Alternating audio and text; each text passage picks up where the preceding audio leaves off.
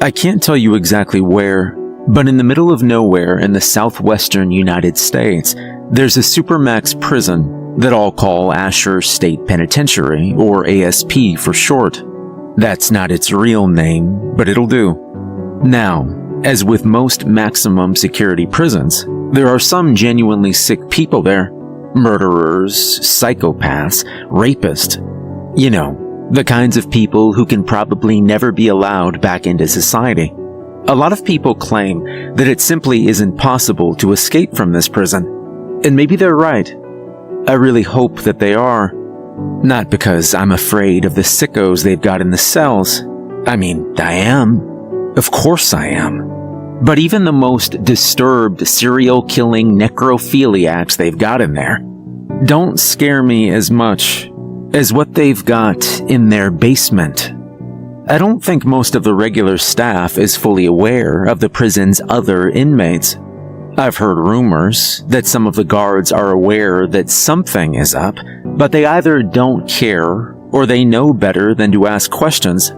I imagine they probably think it's some government lab or something, running experiments that may or may not be entirely ethical on convicted felons. Some people would say that might arguably be preferable to the truth. They have your standard security procedures, of course.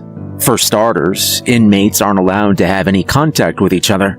Some of them are not permitted to leave their cells, and those that are only do so under heavy guard. There are no common areas, there's no yard, and every inch of the place is under heavy surveillance. The whole basement complex is surrounded by 20 feet of reinforced concrete and runs deep beneath the prison itself. Digging your way out simply isn't an option.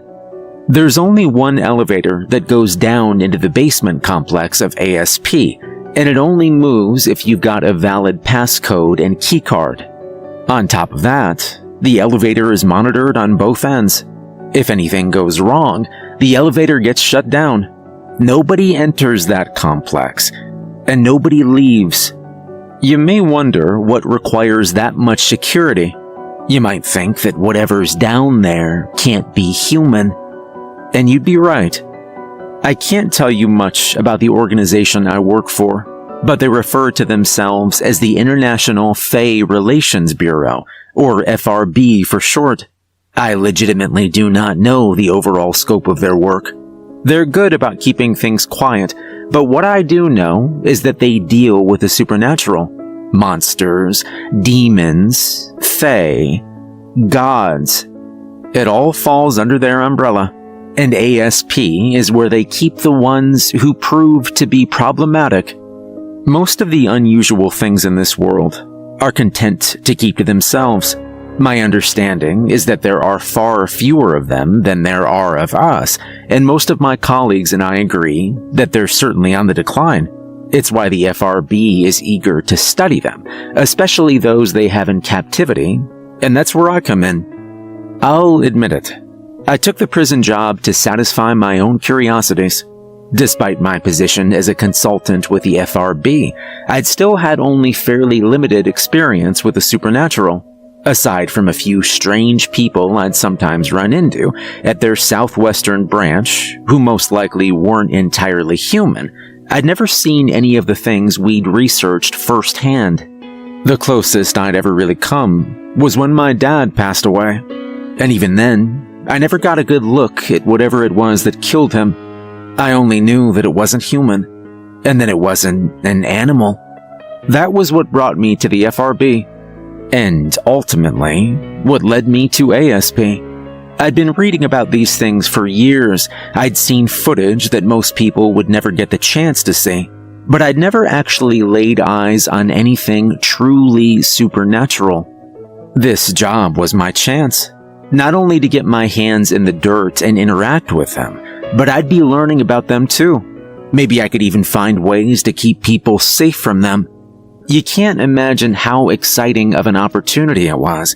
It really did feel almost like something out of a dream. I'm sure that on my first day working at ASP, I was the only person walking into that dreary place with a legitimate smile on my face. I was met at the door by a tall and heavy-set man with kind eyes. He had a warm but tiny smile that seemed just a little out of place given everything I knew about Ashurst. "Dr. Barry," he said, obviously recognizing me as he went in for a handshake. "Welcome to Ashurst. It's nice to finally meet you. The name's Bob Hitch. The warden asked me to meet you here." "It's nice to be here," I replied, trying to match his smile. He had an absolutely crushing handshake that didn't last for long. "Well, I'm glad you think so. This wasn't an easy position to fill. Ashurst doesn't exactly have the greatest reputation in the first place. I'm sure you can imagine why." "I've heard some rumors," I said as he led me inside. Bob flashed his keycard to one of the guards in the front entrance, who gave him a nod. He turned down a sterile hallway, lit with fluorescent lights, and I followed him closely. "A lot of them are true," he said. "We don't typically deal with gen pop, but you'll still see and hear things. Part of the job, I'm afraid." "It can't be as bad as the inmates we're dealing with downstairs," I replied, half joking. Bob didn't seem amused. "You'd be surprised and disappointed to know just how similar the two are," he replied. Up ahead was a barred metal door that we stopped in front of. Bob looked up at a security camera in the corner of the ceiling and flashed a weary smile before a buzzer sounded and the door opened. We walked past a security booth where Bob stopped to show his ID to the guard there. "Morning, Mikey. We've got some new blood with us today." The stone-faced man in the booth glanced at me before scanning Bob's ID. He didn't respond to Bob's comment before he buzzed us through another door that led to a steel elevator door. "I assume you've been briefed on our security protocols here, correct?"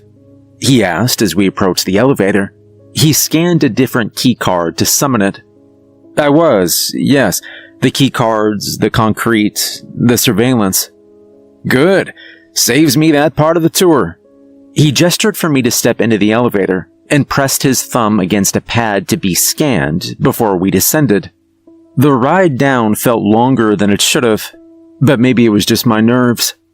"You'll be joining our research team, working under Dr. Jason Hendricks. He's all right.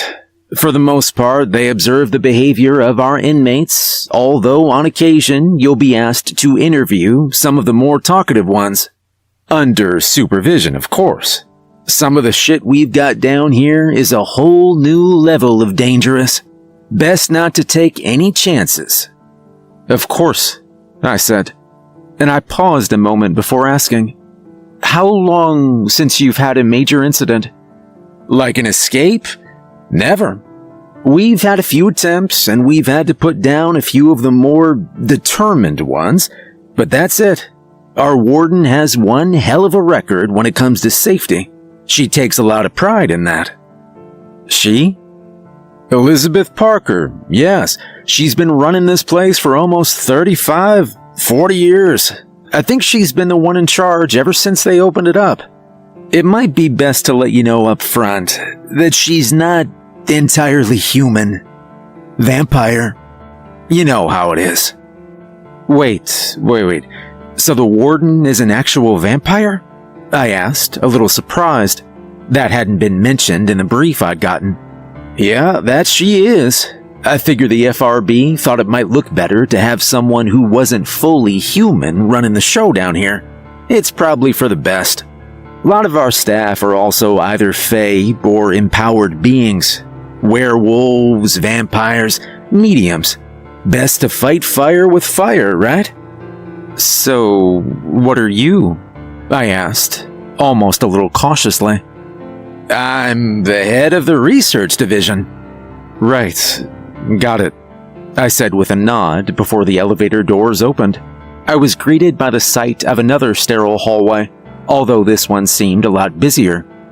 Bob checked us in at a security checkpoint in front of the elevator door, before a final barred door opened to allow us into the hallway itself. "Welcome to the basement, Dr. Barry," Bob said as we stepped through. "Let me introduce you to the team." My first few weeks at ASP went about as well as I'd hoped they would. There was a slight adjustment period, to be sure, having never seen any actual fae or supernatural beings before. It was hard to figure out who was what. Just about everyone passed for a normal human at a glance, but in time, I did start to pick up on the subtleties that set them apart. Most of the guards were werewolves. You could usually tell by how chummy they were with everyone. I would have thought they'd have some sort of pack mentality, but if anything, they were just high energy and sociable. It turns out that werewolves are actually just really nice people. And that is not a sentence I ever thought I'd get to say. A lot of my coworkers on the research side ended up being vampires. They were a little easier to pick out, namely because the stereotypes are mostly true. They were pale, usually quiet, and kept to themselves. I never saw any of them eat either, although I also never saw any of them bite anyone. I still don't actually know how they feed, and I don't really want to ask. The fae and mediums were harder to pick out. Sometimes I'd catch a coworker moving something without touching it, or I'd see something a little strange and that would give it away. But without that, it was never obvious. Even if I couldn't figure out with perfect accuracy just who was what, it didn't make the overall experience any less exciting. For the first time in my life, I saw the creatures I'd been researching for years up close, and it was both breathtaking and disturbing. I'm not at liberty to share most of it, and what I could share would fill up pages and pages. There was so much, and it was beautiful. It was everything I'd ever wanted, and I suppose I really should have known better. Maybe then, I wouldn't have been stupid enough to try and talk to Vikram. I suppose it's an inherent flaw of humans to want to categorize things into neat little boxes, isn't it? Maybe it's just some doomed desire to understand that which we cannot comprehend. Either way, the FRB is just as guilty of that little sin as the rest of humanity is. They categorize entities into 5, technically 6 classes. Class 1 entities aren't dangerous. They're either small enough to pose no danger or outright benevolent. Things like mediums and most ghosts, for instance. Class 2 entities are actually dangerous, but only incidentally. Things like some of the more predatory fae or ghouls. Sure, they can kill you, and some of them might just do it because they can, but they aren't outright looking to hurt anyone. Class 3 entities are dangerous on a larger scale. Things like more powerful forms of fae and whatnot. Generally, the FRB had to put them down when they encountered them, although a few still ended up in containment. A lot of what was held at that prison were either these or Class 2s. Class 4 is where it gets interesting. These are the things that could probably wipe out humanity if they were left to their own devices. I could only think of a couple of Class 4s who were held in ASP, and even then, they were held under the strictest of containment protocols. Then, last but not least, came the Class 5s. Class 5 is reserved for the things that would flat out destroy the world as we know it if given the chance. 9 times out of 10, these were gods. I'd only heard rumors of Class 5 entities and never actually encountered one. I doubt I'd ever come close to doing so at ASP either. How exactly does one build a prison for a god? Technically, there's also a Class 6, but that's reserved for only 4 known entities who are quite literally the greater gods that hold reality together. I won't get into those. If you can't imprison a Class 5, you're not going to do shit against a Class 6, so why bother even talking about it, right? Anyways, Vikram was a Class 4 entity. He was what most people call an old fae, an ancient, corrupted dryad with quite a lot of power. From what I've read about the old fae, they're technically just a few steps down from being gods, and each can be contacted in their own special way.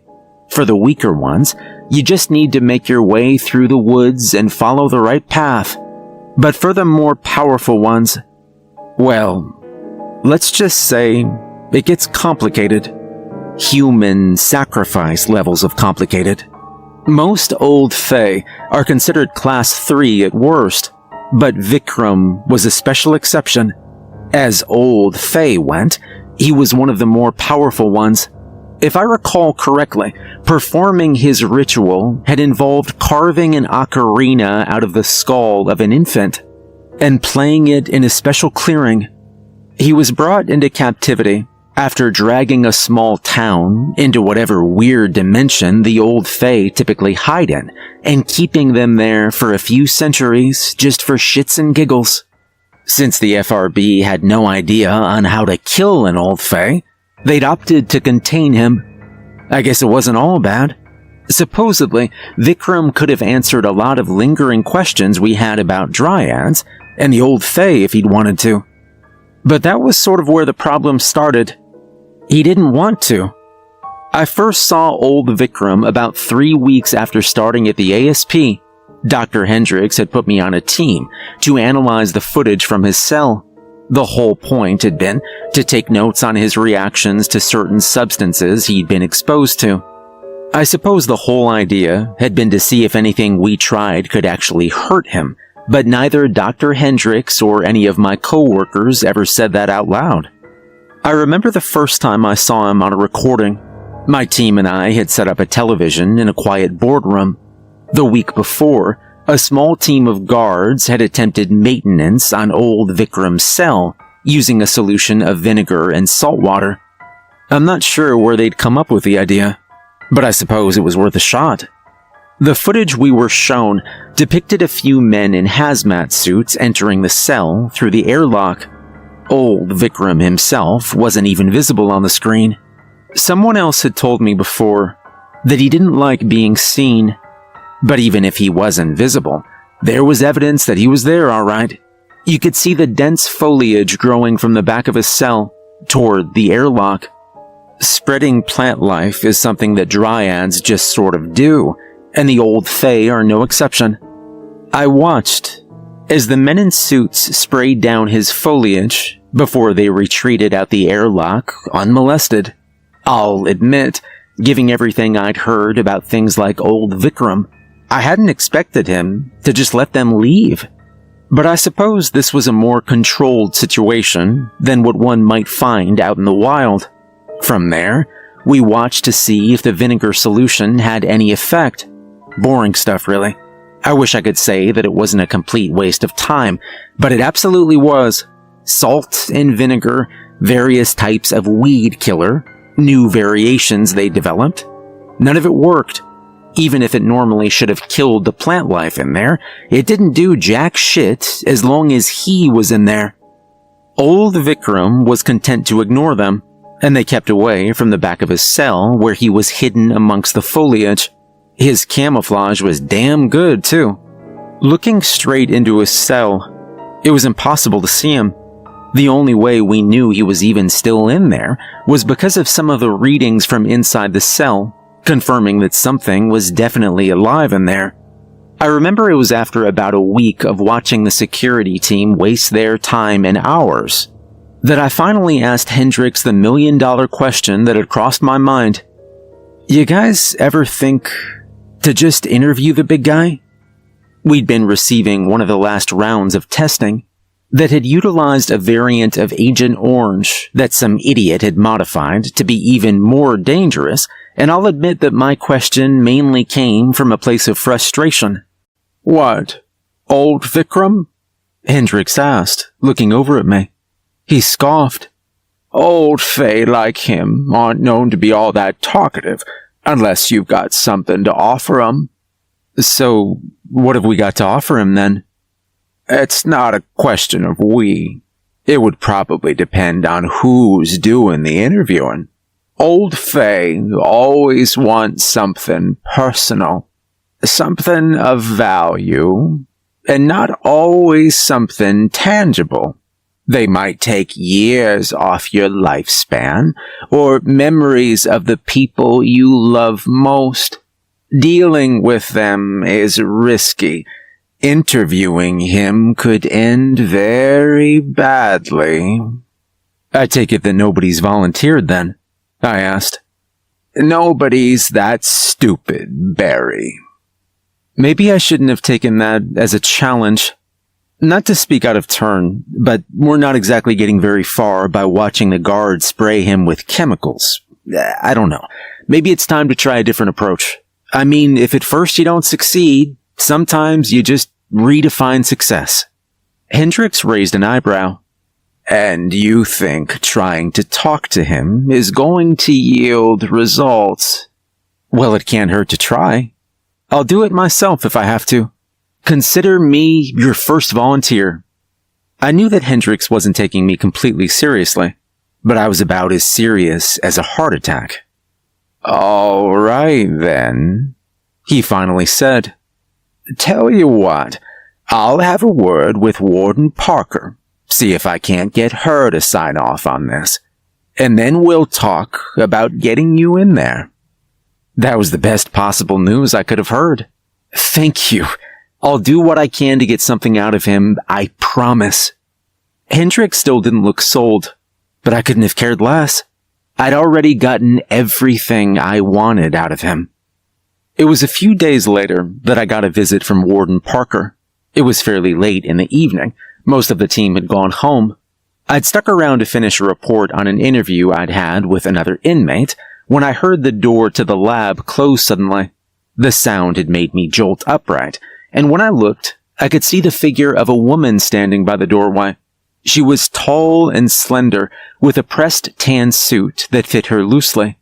She wore a wicker cowboy hat on her head and aviator sunglasses, giving her a strange modern cowgirl look that seemed a little out of place at the ASP. That said, I knew who she was the moment I saw her.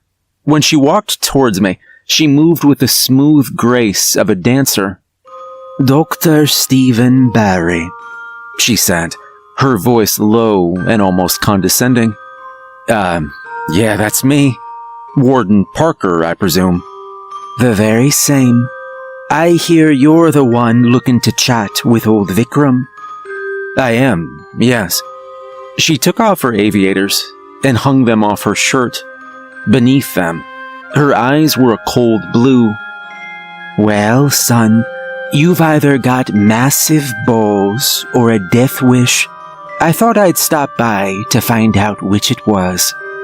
She stopped a few feet away from me, studying me carefully and sizing me up. Dr. Hendricks said that you'd never tried getting someone in there to talk with him before. I thought a change in approach might be smart. Hendricks and his team have never tried. Bob and I, on the other hand, have. I'll admit, this was before Hendricks' time. He may look old, but I am much older, and Bob's been here with me since day one. Old Vikram was one of our original residents, and the FRB wasn't quite as smart back then, but I digress. Someone's already tried to talk to him. It didn't go well. If, you don't mind, may I ask what happened? The warden smiled, showing off gleaming white fangs. I was kinda hoping you would. Mind if I borrow your computer, Doc? She shooed me out of the way, and I gave up my chair for her. We were hoping to get some actual results, so we had everything recorded. I doubt you'd have the clearance to access those files, but I do. Just give me a sec. She closed out of my report, and instead opened up a Dropbox folder. Within a few minutes, she'd found the video she was looking for. It looked old. The footage was grainy and colorless, but I could recognize the image on the screen as Vikram's cell. The warden tilted my screen so I could get a better look before she played the video. I could see a man on the screen moving up towards a desk that had been set a safe distance back from the old Fae, who wasn't visible on the screen itself. A team of 4 guards, complete with riot shields, flanked him and took up a defensive position in front of him as he sat down. Hey, good morning, Vikram. He said, "How are you today?" There was no reply. "We got some questions we'd like to ask you, if that's acceptable." Still no answer. "Could you tell us more about you?" Still nothing. It was hard to make out the expression on the face of the man behind the desk, but I could see a quiet frustration on it. "Well, Vikram, we've done our best to ensure your comfort. All we ask is that you cooperate with us. If you prefer we use more difficult means, we are happy to do so, but we would prefer a more respectful and dignified approach." Vikram didn't say a word, but this time, at least he replied in a sense. I could see the guards tensing up as something happened off camera. I could hear them yelling to each other before scrambling to retreat. The man behind the desk leapt up and stumbled backwards towards the door of the cell, but he wasn't fast enough. I could finally see what he and the guards saw as they shambled onto the camera. Long, grayish, humanoid figures. Their bodies were skinny to the point where their ribs were visible against their skin. There were at least 6 of them, and they rushed forward, charging at the guards and quickly overwhelming them. The men didn't stand a chance as the creatures ripped into them with claw and tooth. The man who'd been behind the desk had made it to the door and pounded on it, screaming to be let out, before one of the grayish humanoids pounced on him, forcing him to the ground as it began to bite at his face and throat. His terrified struggles didn't last long. Within seconds, his arms had gone limp in death, and the only sounds I could hear from the video were the distorted screams of the creatures that Vikram had set loose. The warden stopped the video there. "Old Fae are remarkably powerful," she said plainly. "Even now, I doubt we know just how strong they really are. 50 years ago, we had no idea they could be captured. 40 years ago, we had no idea they could summon packs of ghouls out of thin air. 20 years ago, we had no idea he'd figured out how to open the door. And 5 years ago, we had no idea how he'd survived after we modified his cell to deprive him of air. It's taken a lot to keep old Vikram captive, and my top priority is finding a way to kill him, not to get his autobiography." "Those people in the video," I asked, "are they dead?" "Yes. We couldn't even retrieve their bodies, and I'd rather not have another incident like that. If I let you poke him, he'll kill you, and he'll kill whoever we send in with you." I was silent for a moment, at a complete loss for words. I hadn't imagined that he was truly that dangerous. I suppose maybe I should have known better, but... "What if I brought him something?" I asked. "Old Fae love boons, don't they? Maybe if I bring him something, he'll give me something you can use to kill him." "What? By a method of execution off of the condemned?" she said, raising an eyebrow. "Are you crazy?" "I'm just trying to think outside the box here. If we give him something of value, he'll give us something, won't he?" I could see the warden thinking it over. "Unless you've got a better idea, it's worth a shot, don't you think?" She just chuckled. "You don't give up, do you? Tell me something, Doctor. Why do you want to get in there so badly?" "I just want results," I said. "I came here to study things like him up close and personal, and if I can help with this..." The warden studied me quietly for a moment before deciding that my answer was good enough for her. She closed the video and got up. "All right then. I'm going to approve your request to speak with old Vikram. I assume you have some idea as to what you're going to give him in exchange for this information. I do, I promised her. Let's hope it's good enough. I don't want to leave you to die in there, but if I have to preserve the safety of the others who work at this installation, I'll do it without a second thought. Good luck. And then just like that, she was gone. When I was 8 years old, my dad bought me a model submarine. We'd spent the next few weekends working on it together.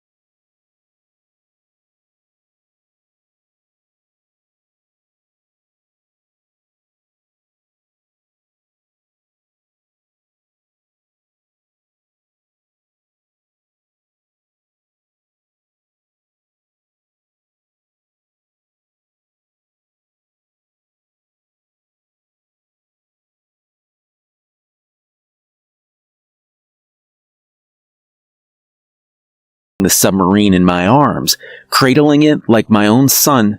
Bob met me at the door, just like he had on my first day there. "Morning, Dr. Barry," he said warmly as he held the door open for me. "Big day today, huh?" "Big day," I repeated, and I caught him looking at the submarine. I could see a hint of doubt behind his smile. "So, I take it that's your offering?" "It's the best thing I've got," I replied. "God, I hope so. Never seen the warden so antsy before. I am amazed you talked her into this." "You and me both," I said, as we made our way down the hall. I'd be lying if I said I wasn't the least bit antsy myself, but I'd already made up my mind. Old Vikram's cell was one of the most high-security setups we had.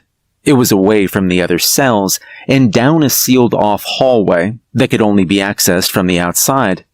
The door that separated it from the rest of the prison looked more like a massive vault door than anything else. It locked behind us as soon as we'd gone through. On the other side, I could see a control room that watched the inside of the cell through cameras and monitored both the vacuum-sealed state of the reinforced cell and several sensors to ensure that old Vikram was in there, even if they couldn't see him. I spotted Dr. Hendricks amongst the staff in the control room and traded a nod with him. "Well, well, it's the man of the hour himself," I heard a voice ahead of us say. The warden waited by the small airlock that granted access to old Vikram's cell. It had been designed to be too small for him to fit through. "There's still time to back out if you're having second thoughts. Nobody here would blame you in the slightest," she said. "And deny them a show?" I asked. "No, I'm as ready as I'm gonna get." I could see her studying me, looking for some trace of a lie. I'm not sure if she found one or not. "I'll take it from here, Bob," she said. Bob just gave her a respectful nod, then patted me on the shoulder. "Good luck, friend," he said, before heading off to the control room.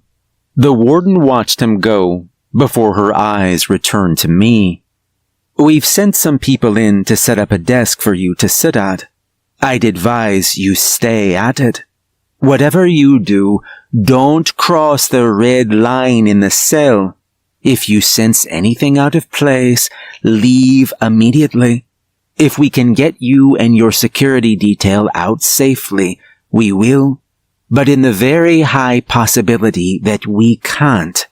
"I understand," I said. I really hope you do." She looked down at the submarine in my hands. I couldn't tell if it was a look of approval or not.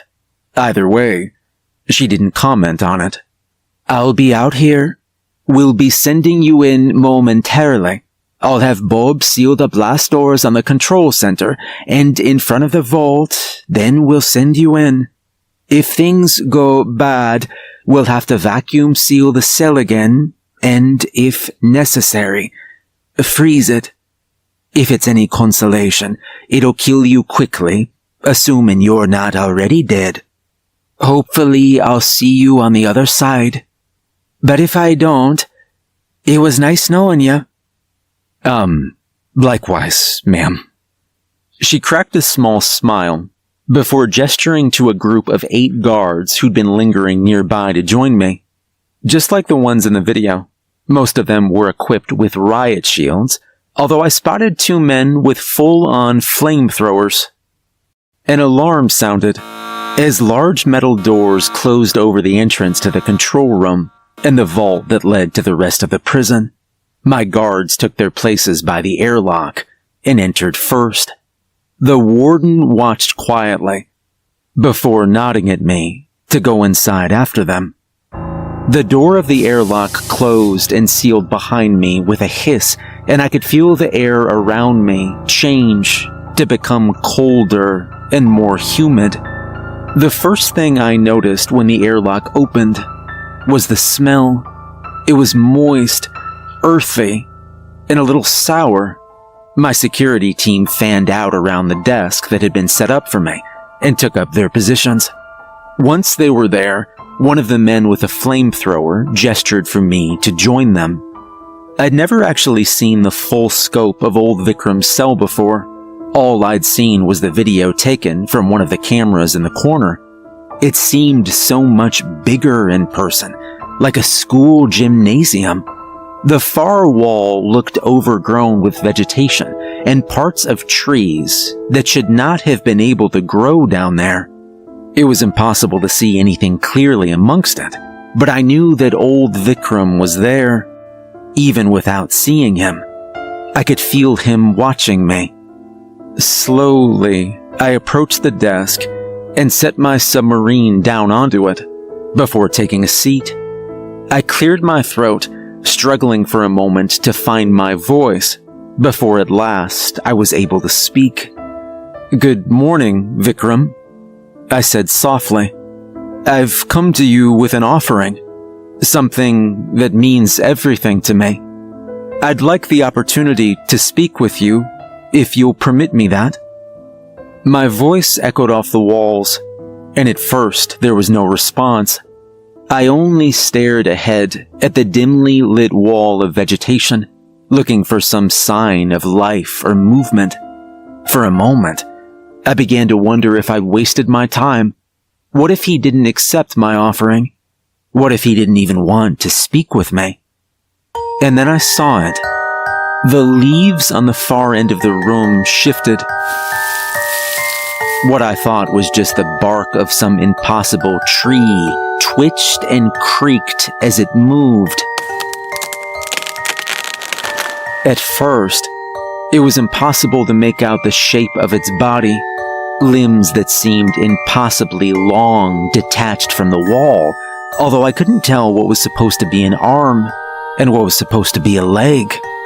A large shape I'd initially mistaken for a burl of bark detached from the wall and turned to look at me. In the low light, I could see a skull-like face on it with pale, beady eyes that watched me closely.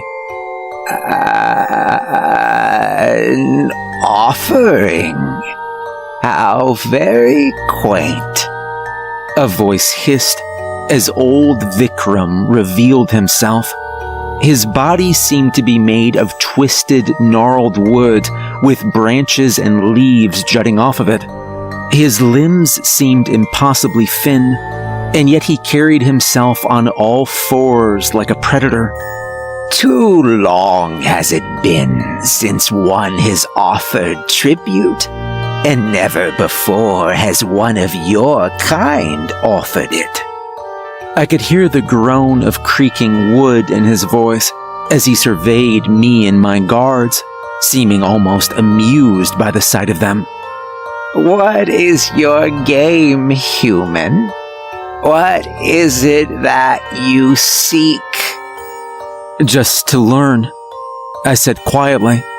"More about you, more about your kind."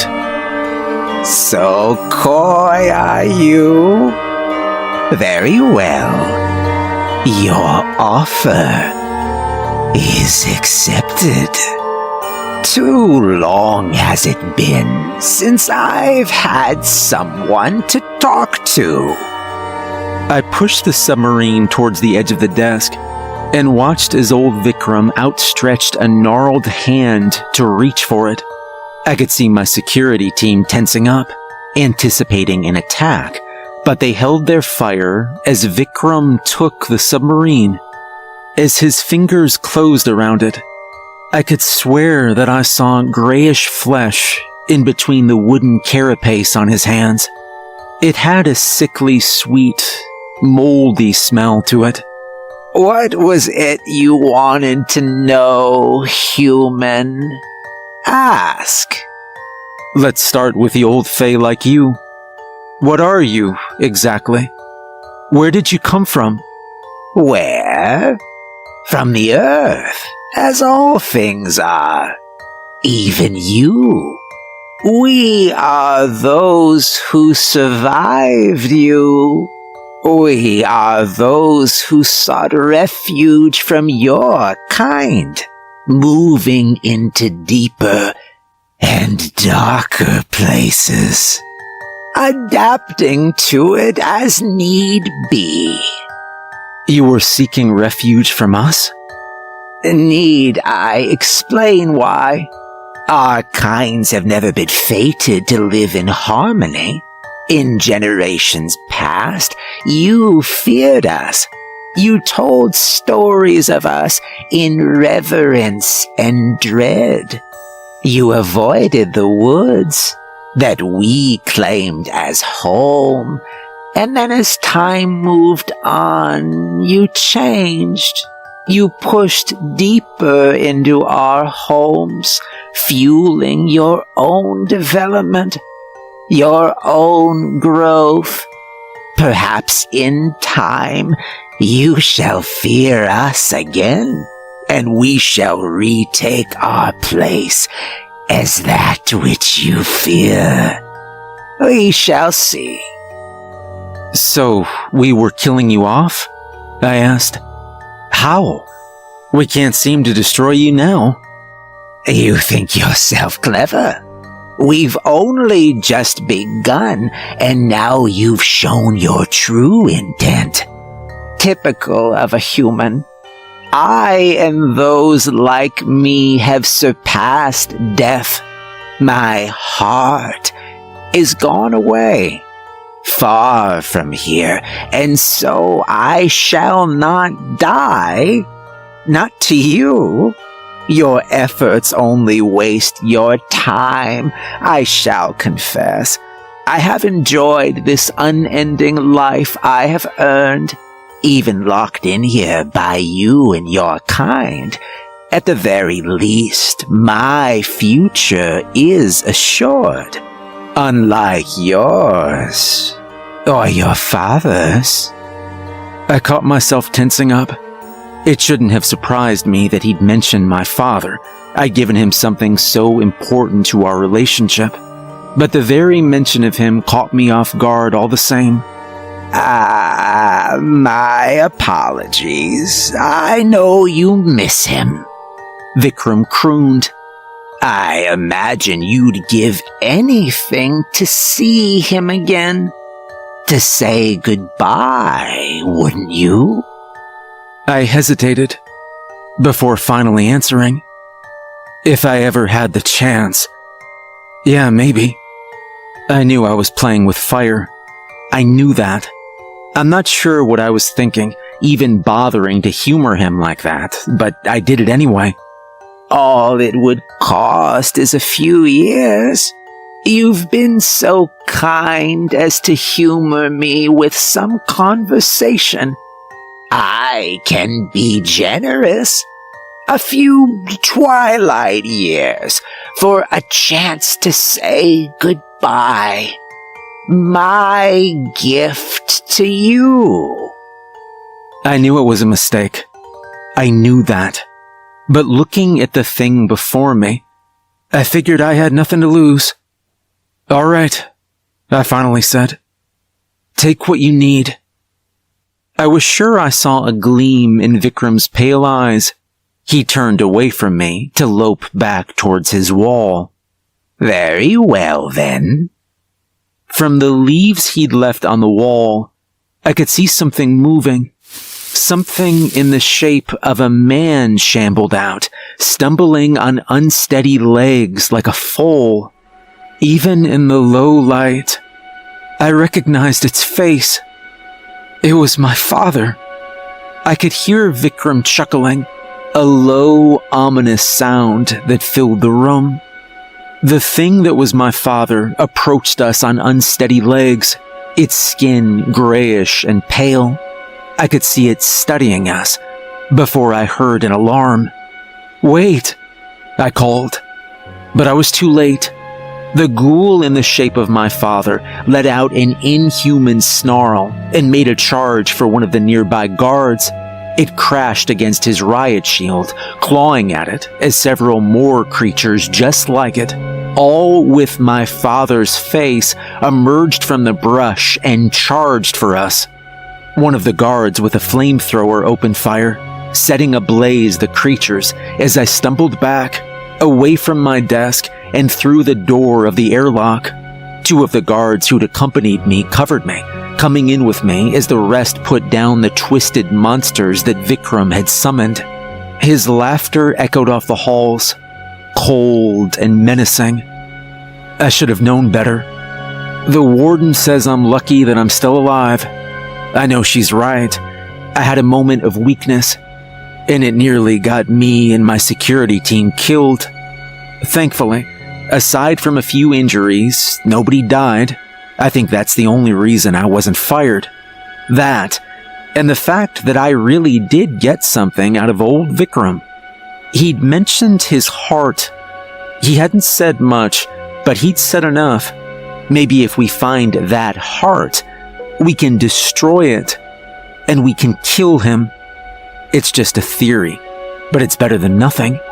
Now all I need is something to offer old Vikram, so he'll tell me exactly where to find it. Dr. Hendricks told me I'm lucky I still have a job after that stunt with old Vikram. I've got no regrets. I made some mistakes, sure. I should have known better than to trust a single word out of that creature's mouth. But when he brought up my father, well, I guess that was what it took for all sound judgment to go out the window. It's not a mistake I intend to make a second time. My name is Dr. Stephen Barry, and I've got a very unique job. I work at a prison in the southwestern United States that we'll call Asher State Penitentiary, since I legally can't disclose its actual name. Like any supermax, it's got its fair share of psychos, but I don't deal with them. No, I work in the basement where we keep the real monsters. Literally. Fae, sirens, werewolves, mimics, vampires. We've got them all, and we've got the worst of the worst. There's a certain measure of danger inherent to any of these creatures, but the ones at Ashurst are the ones that we can't allow to exist out in the world. The only reason they're still alive is because we either can't kill them, or they're too valuable to kill. Old Vikram was one of the ones who we couldn't kill, namely because we didn't know how. I'm hoping the little information I did get off of him will be enough to change that. But like I said before, I made a lapse in judgment. Just for that, I doubt I'll get a chance to continue my work with him anytime soon. I did try, of course. I requested a second opportunity to interview old Vikram, but Warden Parker shot it down. I don't blame her. All things considered, I'd say I took it all very well. and I don't mind the position I was reassigned to. I think it suits me. Dr. Hendricks gave me a rotating schedule of interviews, none quite as high profile as old Vikram. I mostly deal with the Class 2s, but I can't really complain. At least they're interesting. For example, one of my regulars is a siren named Kayla. She was booked a few months back for a string of murders north of the border, although she's about as far from Canadian as it gets with her country girl drawl. My interviews with her are always interesting.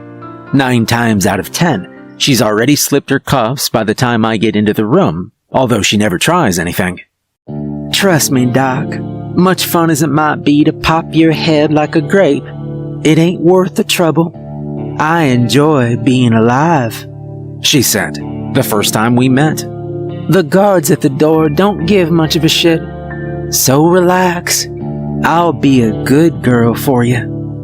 I won't pretend as if the flirtatious undertone in her voice didn't get my blood pumping just a little. Sirens are almost universally gorgeous, and Kayla was no exception. With sun-kissed skin, shining brown eyes, and long brown hair that she usually tied back into a ponytail, she'd usually leave the top buttons of her plain gray jumpsuit undone to show off some cleavage. She had a figure that was both athletic and voluptuous, with curves in all the right places. She was the kind of girl who most people would probably do anything for. And knowing what she was, if you looked her dead in the eye without protection, you would do anything. You see, sirens have a few very unique traits. First and foremost, they're amphibious. They can manage on land just fine, but they need clean water to soak in, or else they'll dry out and die. Their second unique trait is just how adept they are at hunting. They're generally much stronger than your average person, and can overpower them fairly easily, although that's not how they usually hunt. Oh no, I'm not entirely sure how it works, but making direct eye contact with a siren can have a certain effect on a person. Just a passing glance, and you'll literally do almost whatever they say. It's not exactly foolproof. Some people can resist it, others crumple like paper, and there's always a limit to just how far they can push someone. It always varies depending on how strong that person is versus just how strong the siren is, and to my knowledge, their little ability doesn't work on everyone. For example, vampires, mediums, and most fae are immune to it.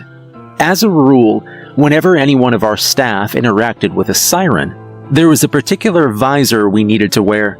I can't tell you what exactly they treated it with, but the whole point was to negate the hypnosis effect of looking them in the eye.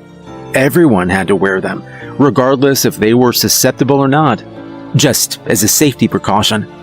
As for the third unique thing about sirens, they're hemivores, which means they need fresh blood in their diet to survive. 9 times out of 10, it ends up being human blood. I heard a theory once, Kayla had said to me once. It was during one of our routine interviews, and she was avoiding my questions as per usual. You know about the uncanny valley, right, Doc? I'm aware of it, I'd said. Why? Somebody once told me that humans are the only ones who experience it. You know how some animals will try to screw things that look like animals, but aren't? Like decoy models or something. You don't usually get that with humans. Usually. And your point is? Well, according to the theory I heard, at some point humans learned to fear things that looked like them, but weren't them, and that was a valid enough fear that it was passed down through the generations.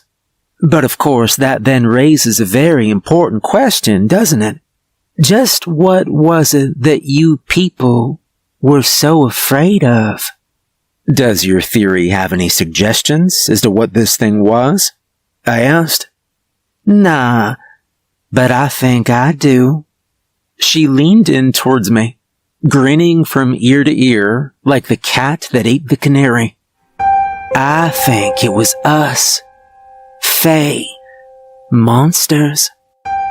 Whatever the hell terms you folks use, I mean, If the shoe fits, right? We're your only natural predator. Things like me. We're the only things out there that hunt you for food. My brow furrowed a little. I made a note of what she said, and she watched me. It's possible. The only problem I can see with your interpretation of that theory is that we're working closely with several of your kind, and there's no predator-prey relationship there. Oh my, Doctor. Are you talking all sciencey to me now? Well then here's my counter-hypothesis. They've all lost their way. But me? I'm one of the few who still remembers what I am. What I've always been. For the past 500 years. And look what that got you.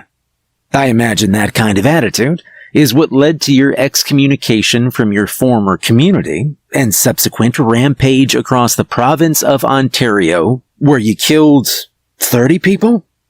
Kayla just scoffed and leaned back in her chair. Oh, I told you I don't remember how many there were. As for where I put the bodies, well, that's my little secret. I never asked about the bodies. We've danced this dance before, Doc. You were about to slip it in somewhere. She absent-mindedly pushed her empty cuffs around the table. I only ask because we'd like to give the families of your victims closure. You can respect that, can't you? Honey, I don't do happy endings. Although for you, I might make an exception. She cracked a small grin, exposing a row of jagged animal fangs. How about you slip into my cell one night? I promise I won't tell the guards. That's a generous offer, but I'll pass. My watch beeped and I checked it. Our time was up. I collected my notes and Kayla sighed. Aww, is our 30 minutes up already? Same time next week, Doc. Have a nice evening, Kayla. She just chuckled in response. She winked at me before the guards entered the room from behind her. She put up no fight as they put a pair of fresh cuffs on her, and I left the interview room behind. After I was done with Kayla, I headed back to my cubicle and logged my results from her interview, although I can't say she'd given me much, as per usual. My brief had been able to get further info on the number and final resting places of her victims. I hate the concept of calling anyone a lost cause, although after over a month of working with her, I was sure that she was never going to talk. At least our chats were interesting, and she was more subdued than most of the other inmates I dealt with. I was mostly done with my report when I heard the door to the office space open and close. Given that it was fairly late in the day, I was one of the few people still in the office, and that alone told me who it probably was. The footsteps made a beeline straight from my desk, moving quickly and with purpose. Good evening, Dr. Barry, the warden said. Her voice was calm, so I took that as a good sign.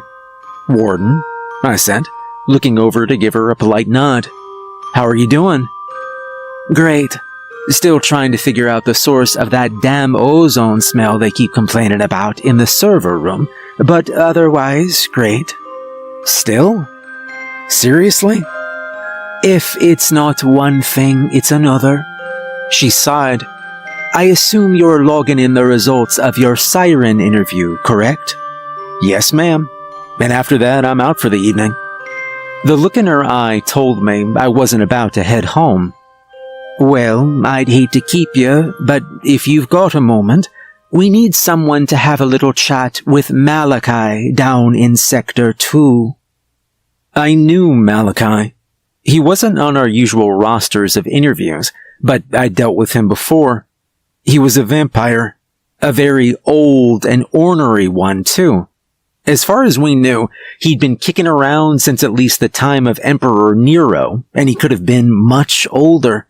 He wasn't usually one for conversation, so there was really no way to tell for sure. What kind of chat? One of the guards caught him reading something in his cell yesterday. This she said. She slipped something out of her pocket and placed it on my desk. Looking at it, it looked like a crumpled up piece of toilet paper. Something had been gently scrawled on it in pen, but I couldn't make heads or tails of it. The language wasn't one that I recognized. "You found this in Malachi's cell?" I asked, frowning. "This and a few others. Looks to me like he's made a friend. We've been running checks on various cells while the occupants were otherwise either subdued or out. Balkan, Kayla, Lay, Darren. The list goes on. If it was any one of them, they weren't dumb enough to keep the evidence. Although I can't imagine any of them would be smart enough to pull this off either." I looked over the contents of the note again, before shaking my head. Any idea how they even pulled it off? "If I knew that, you'd be on your way home by now," the warden said. "I've had Malachi sent to room 205. I'm hoping you can get something out of him." "Well, I'm honored to have your trust," I replied, before I glanced back at my computer and closed out my report. This was far more important. "I'll see what I can do." The best way to describe Malachi would be to call him a stereotype. I knew vampires. Hell, I worked with them. Aside from being a little bit pale, it was hard to tell that anything was immediately off with them. It was always little things, like the occasional glimpse of a fang, or watching them and the sirens we worked with queue around the blood microwave in the lunchroom, because most of them didn't like to drink it cold. According to one of my coworkers, the microwave did not improve the taste. Malachi, on the other hand, looked like Count Orlok if Count Orlok had spent the past 500 years smoking obscene amounts of crack. He was pale, bald, and looked more like a scrawny goblin than a man. Side by side, I couldn't immediately tell you the difference between him and some of the ghouls we kept for research purposes. Unlike Kayla, he wasn't allowed to sit comfortably in a chair in the interview room. Oh no. Malachi was wheeled in Hannibal Lecter style, strapped to a hand truck with a mask over his mouth. Security would have put him in a straitjacket too, if he wasn't capable of tearing his way out of it, so reinforced handcuffs had to suffice. He was set up on the far side of the interview room, his bare chest rising and falling as his sunken, beady eyes watched the door as if he had every intention to pounce as soon as I walked through it. 2 security guards flanked him, each armed with shotguns. Vampires are a little easier to put down than most legends suggest. Sure, a stake to the heart or decapitation will do the trick, but so will a shotgun blast at close range, especially if you aim for the head or chest. The warden walked with me into the observation room, folding her hands as she set eyes upon that wretched beast. I could see the clear look of disgust on her face. "How much time do you think you'll need?" "I'll start with 15 minutes and see how it goes," I replied. I took a deep breath before moving towards the door. I could feel the warden watching me as I went through and stepped into the brightly lit room with Malachi. The second he saw me, I could see his breathing getting heavier. Behind his mask, I could see his cracked lips curling into a manic grin. "Hello there, Doctor. Late night tonight?" His voice was about as skeevy as it could get. He sounded more like a strung-out drug addict than a vampire. I took a seat at the desk and set my clipboard in front of me. "Good evening, Malachi. You're looking, well?" "Well, I'm looking well. You lock me in this hell, starve me for decades, and then you tell me I look well. Funny." "It's your own fault you're in here, Malachi." "And for how much longer? A decade? A century? Or does that scheming whore intend to keep me locked in here forever, feeding me tainted blood until I finally die? You want to know how I feel? Sick to my stomach, in more pain than I've ever been. And then, of course, she decided to wheel me out here to harass me one last time. His beady eyes shifted towards the two-way mirror behind me. She's watching me, isn't she? She's hiding behind the glass, just like she always is, sipping on fresh blood, no doubt. Mocking my pain, reveling in her so-called victory. Hello, Elizabeth. How does it taste? Okay, let's focus, shall we? Send the whore in. Have her ask me her questions face to face. Yeah, Warden Parker is preoccupied right now. You're dealing with me, Malachi. Now why don't we get to the matter at hand? The messages we found in your cell. Malachi spat onto the desk. Go and get the whore then. I'll speak to her, not to anyone else. And just like that, I remembered why I didn't like dealing with this guy. I've got a special message for Elizabeth Parker from William Carrington himself. I'd appreciate the opportunity to deliver it to her before he shows up to rip her pretty head off her shoulders. Is William Carrington the one who sent you these messages? I asked. Oddly, he's not a man and would not waste his time on the likes of me anymore. I'm already dead. Besides, I have other friends. Newer friends. I think you might like 'em, Doctor. Why don't you tell me about your new friend? I said. What kinds of things do you two talk about? You are very nosy, aren't you? You've stripped me of me dignity, starved me, and now you feel the need to supervise my personal correspondences. Where does it end?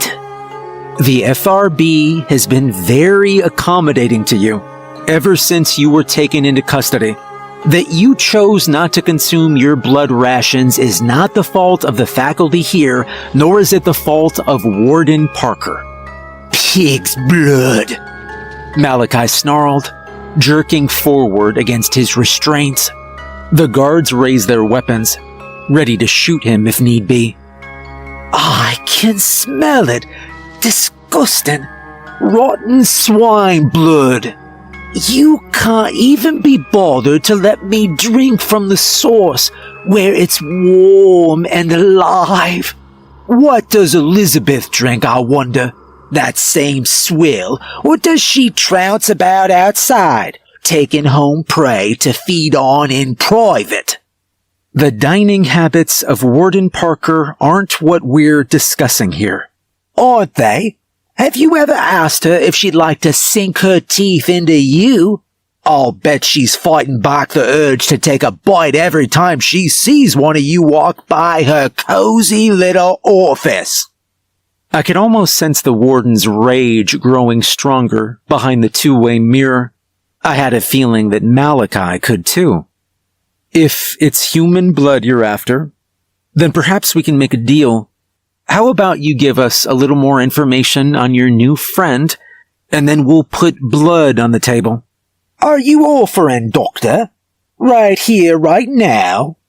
There was a mocking playfulness in his tone that I didn't appreciate. Unless it's fresh from the source, it's useless to me. Give me a live pig before you give me cold, dead blood. It makes me sick. It's killing me. You know we can't do that, Malachi. Then you've got nothing to offer me. Unless... He trailed off, as if he were thinking.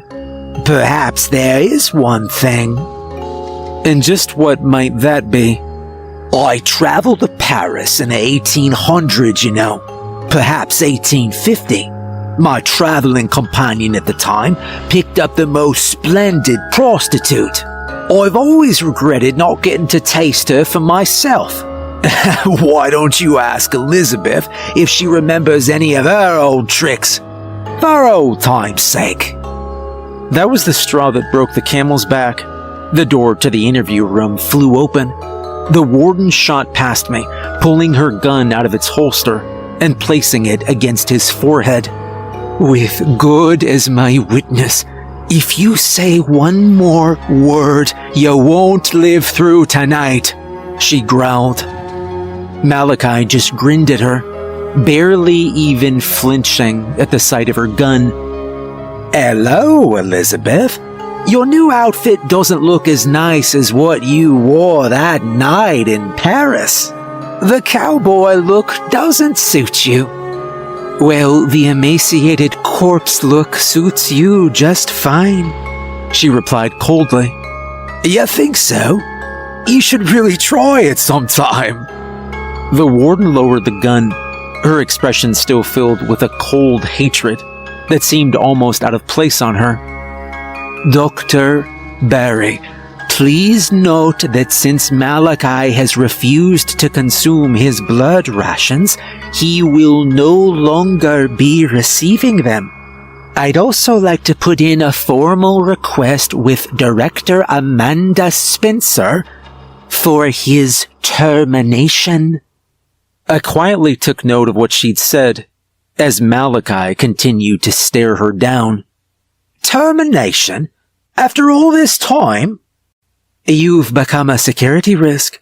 You can either cooperate, or I'll personally have you executed. Final offer. He chuckled before shaking his head. Well, at least it's a way out. A bullet to the head might be far more merciful than the sickness you've given to me. So for that, I'll have to thank you. Farewell, Elizabeth. It was nice seeing you again. The warden just shook her head before turning away from him and heading back for the door. I got up and followed her as the guards prepared to wheel Malachi out again. That could have gone a lot better, I said, once we were back in the observation room. Perhaps, at the very least, we'll soon have a cell free, she replied plainly. You're seriously just gonna execute him? As a matter of fact, I am. As I said, he's a security risk. If you won't disclose the name of his associate, we'll just send his letters off for analysis and see what that gets us. He's of no further use to us. It wasn't normal to hear the warden speak in such a cold tone of voice. Something about it actually scared me a little. What about William Carrington? That has to mean something, right? It's a tunt. Nothing more. Carrington's no longer a factor. He died back in 1946. I saw to that myself. My brow furrowed.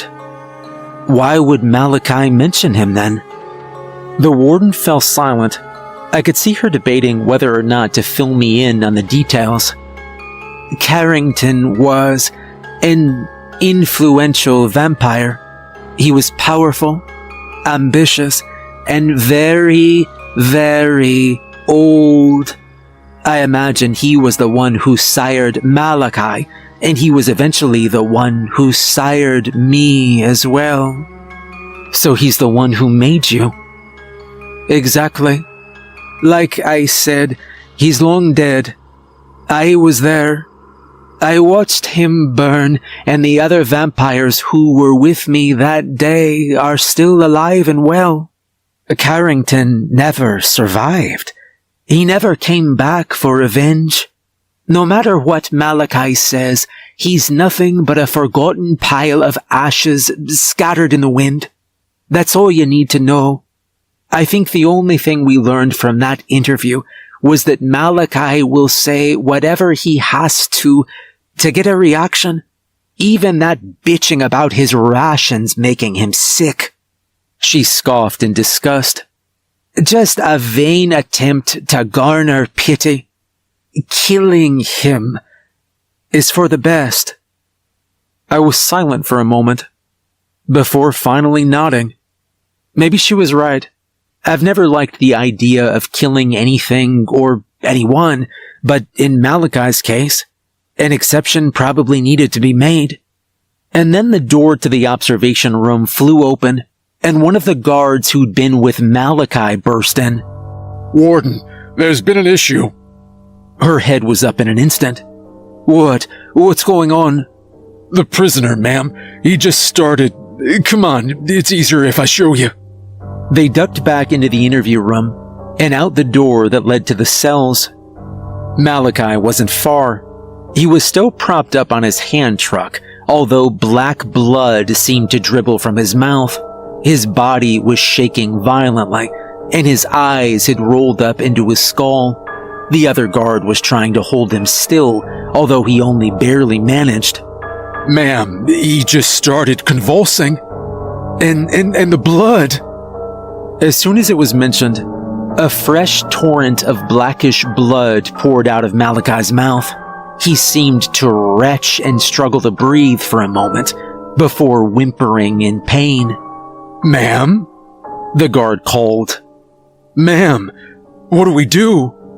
The warden stood still, staring at Malachi, unsure of what to make of this. I could see her choosing her response carefully, although when she spoke, what she said shocked me. "Get him back to his cell now." "Ma'am?" the guard asked, clearly confused. "I said no." "Warden, he's puking up blood and convulsing," I said. We need to send him to medical." "Medical? For him? He doesn't get sick. He's faking it." If he was faking it, he was doing a damn good job. His breathing seemed heavy and labored. His body twisted in on itself as he retched, spilling more black blood out onto the floor. I was sure I saw actual fear in his eyes. "This doesn't look fake," one of the guards said. "Warden, come on." I could see her second-guessing herself. She remained still, trying to go through her options as quickly as possible, before shaking her head and swearing under her breath. "God damn it. Fine, get him to medical, and keep a damn gun on him at all times." The guards didn't need to be told twice. On her order, they immediately hauled Malachi down the hall towards the medical wing. I followed at a jog, watching as his condition seemed to get worse. Drool ran down the corners of his mouth. His body jerked violently against his restraints. The medical wing beneath Ashurst is used for staff more often than prisoners, but it wasn't unheard of for some emergencies to be treated there. Given the late hour, there was only a skeleton crew on by the time we got Malachi in, but they moved quickly. He was moved to one of the rooms reserved for inmates, a specialized, reinforced cell that keeps them sectioned off from the rest of the patients. The guards followed him in, as did I. Through the window of the cell, I spotted the warden watching us. Her expression was difficult to read. Suspicion, confusion, and more than a little concern. I doubt the latter was for Malachi. I let some of the nurses and guards handle him. This was more their field anyway. Instead, I went to check on her. "This doesn't make any sense," she said under her breath. "Vampires don't usually get sick." "Usually?" I asked. She didn't reply. Look, I don't want to play devil's advocate, but maybe he was telling the truth about feeling sick earlier. I don't know, that's possible, right? She just shook her head. "I'm gonna call Dr. Burr. Have him take a look at this. Make sure it's nothing infectious. Keep an eye on him. He moves in a way you don't like, and we go into lockdown." Yeah, of course, I said. And then the warden took off. Malachi was certainly moving all right, but his agonized twitches and the occasional dribble of blood from his mouth looked anything but malicious. I saw his head tilt to the side as if he were out of energy, and a lump of bloody flesh fell from his mouth. It took me a moment to realize that it was probably his tongue. I swore under my breath and went for the door of the cell, unlocking it and stepping outside. "Anything I can do to help?" I asked. "I'd say we've got this under control for now," one of the nurses checking over him replied. "Is Warden Parker calling anyone in?" Yeah, Dr. Burr, I think. He's a vampire, right? So he'll know what's going on." The nurse didn't reply. Instead, I watched as she moved to lift Malachi's head to set a pillow underneath it. His convulsions didn't seem quite as bad now. Maybe that was a good thing. Unlike the guards, nobody was trying to restrain him this time, and the two guards who'd kept an eye on him had retreated to the far wall just to watch him. "Have you ever seen this before?" "Not on a vampire, no," the nurse said. "We'll wait on Dr. Burr. We'll see what he says."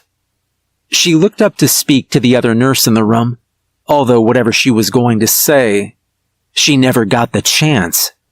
Malachi's uncuffed hand shot up, seizing the other nurse by the throat. With one sudden, violent push, he hurled her towards the two guards who'd been escorting him, dashing them together and sending them all to the floor.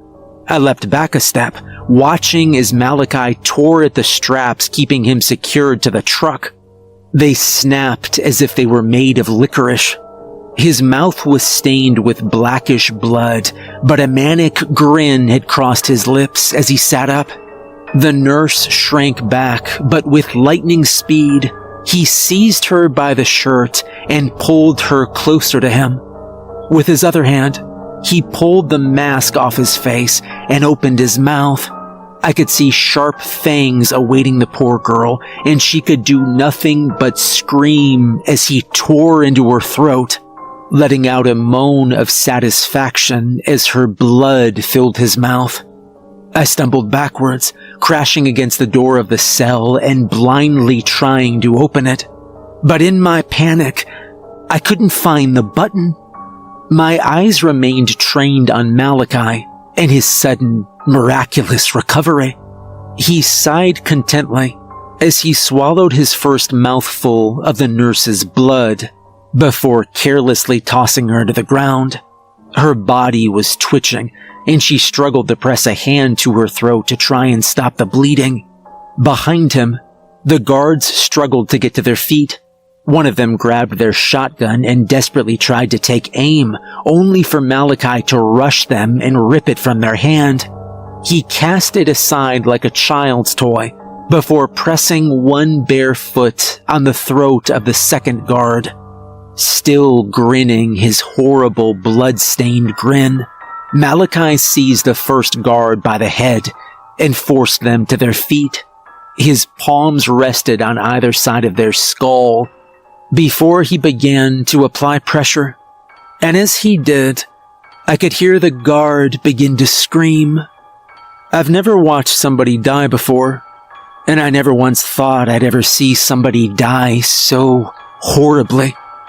I'll never forget the way their face contorted as he crushed their skull with his bare hands before tossing the corpse aside like it was nothing. The guard beneath his foot tried to escape. They clawed at his leg, digging their nails into his flesh as he crushed their throat. Malachi hardly even seemed to notice them, though. He just kept the pressure on until their neck finally snapped. Instead, his attention turned to the nurse he'd hurled at the guards. "Finally," I thought I heard him say, although without a tongue, his words sounded garbled and wet. "Flesh."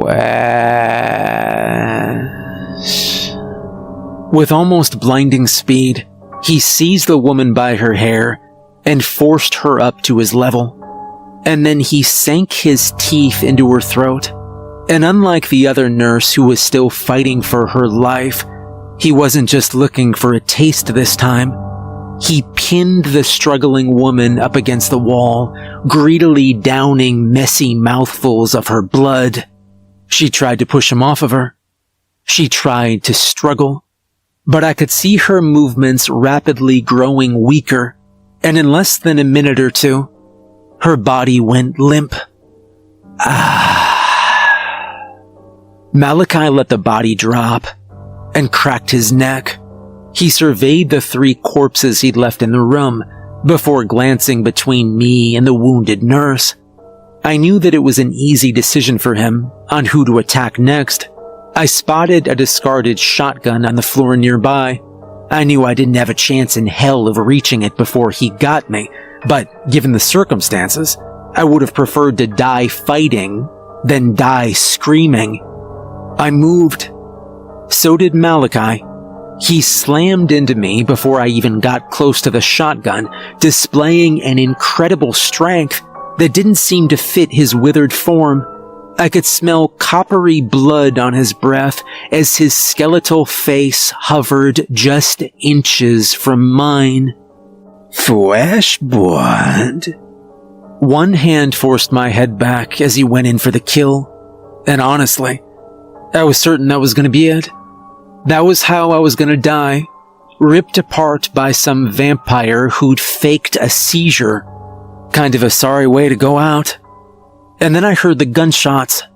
Malachi jerked backward, dropping me. Looking up, I could see the warden standing in the doorway, her gun drawn and aimed right at him. She fired again, putting another bullet through his chest. I don't know what caliber she was using, but it put one hell of a hole in him.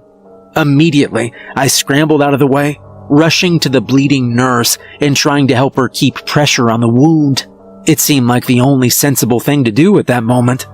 I could hear the warden's gun go off again and again.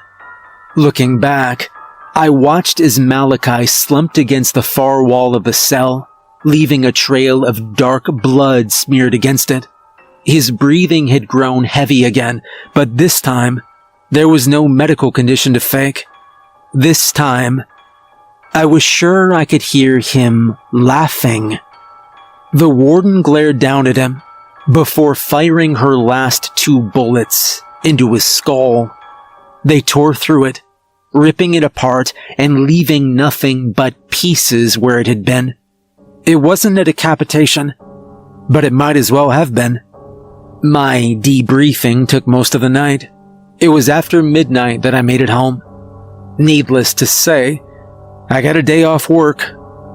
I suppose I should know by now not to trust a single thing anything locked in the basement of Ashurst says to you, no matter how convincing it is.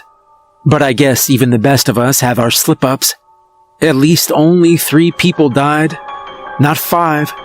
It's a small consolation, but I'll take it. Malachi's corpse was burned, as per protocol, and that was more or less the end of that.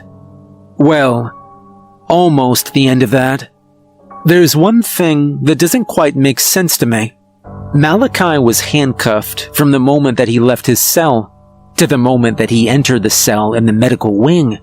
I don't think anybody knows how he got out. Well, nobody except for me.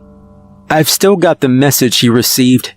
I'm hardly a linguist, but I'd still say I did pretty good, all things considered. I don't know much about the Salonin language, other than that it's been considered dead since the 1950s. Maybe my rough translation is wrong, but if it's not, then Malachi's mysterious friend was talking about how to dislocate your wrists to slip out of handcuffs. They were giving pretty detailed instructions too. I don't know if I can prove anything yet, but if I'm right, then I know just who he was talking to, and I'll have to bring it up with her next week.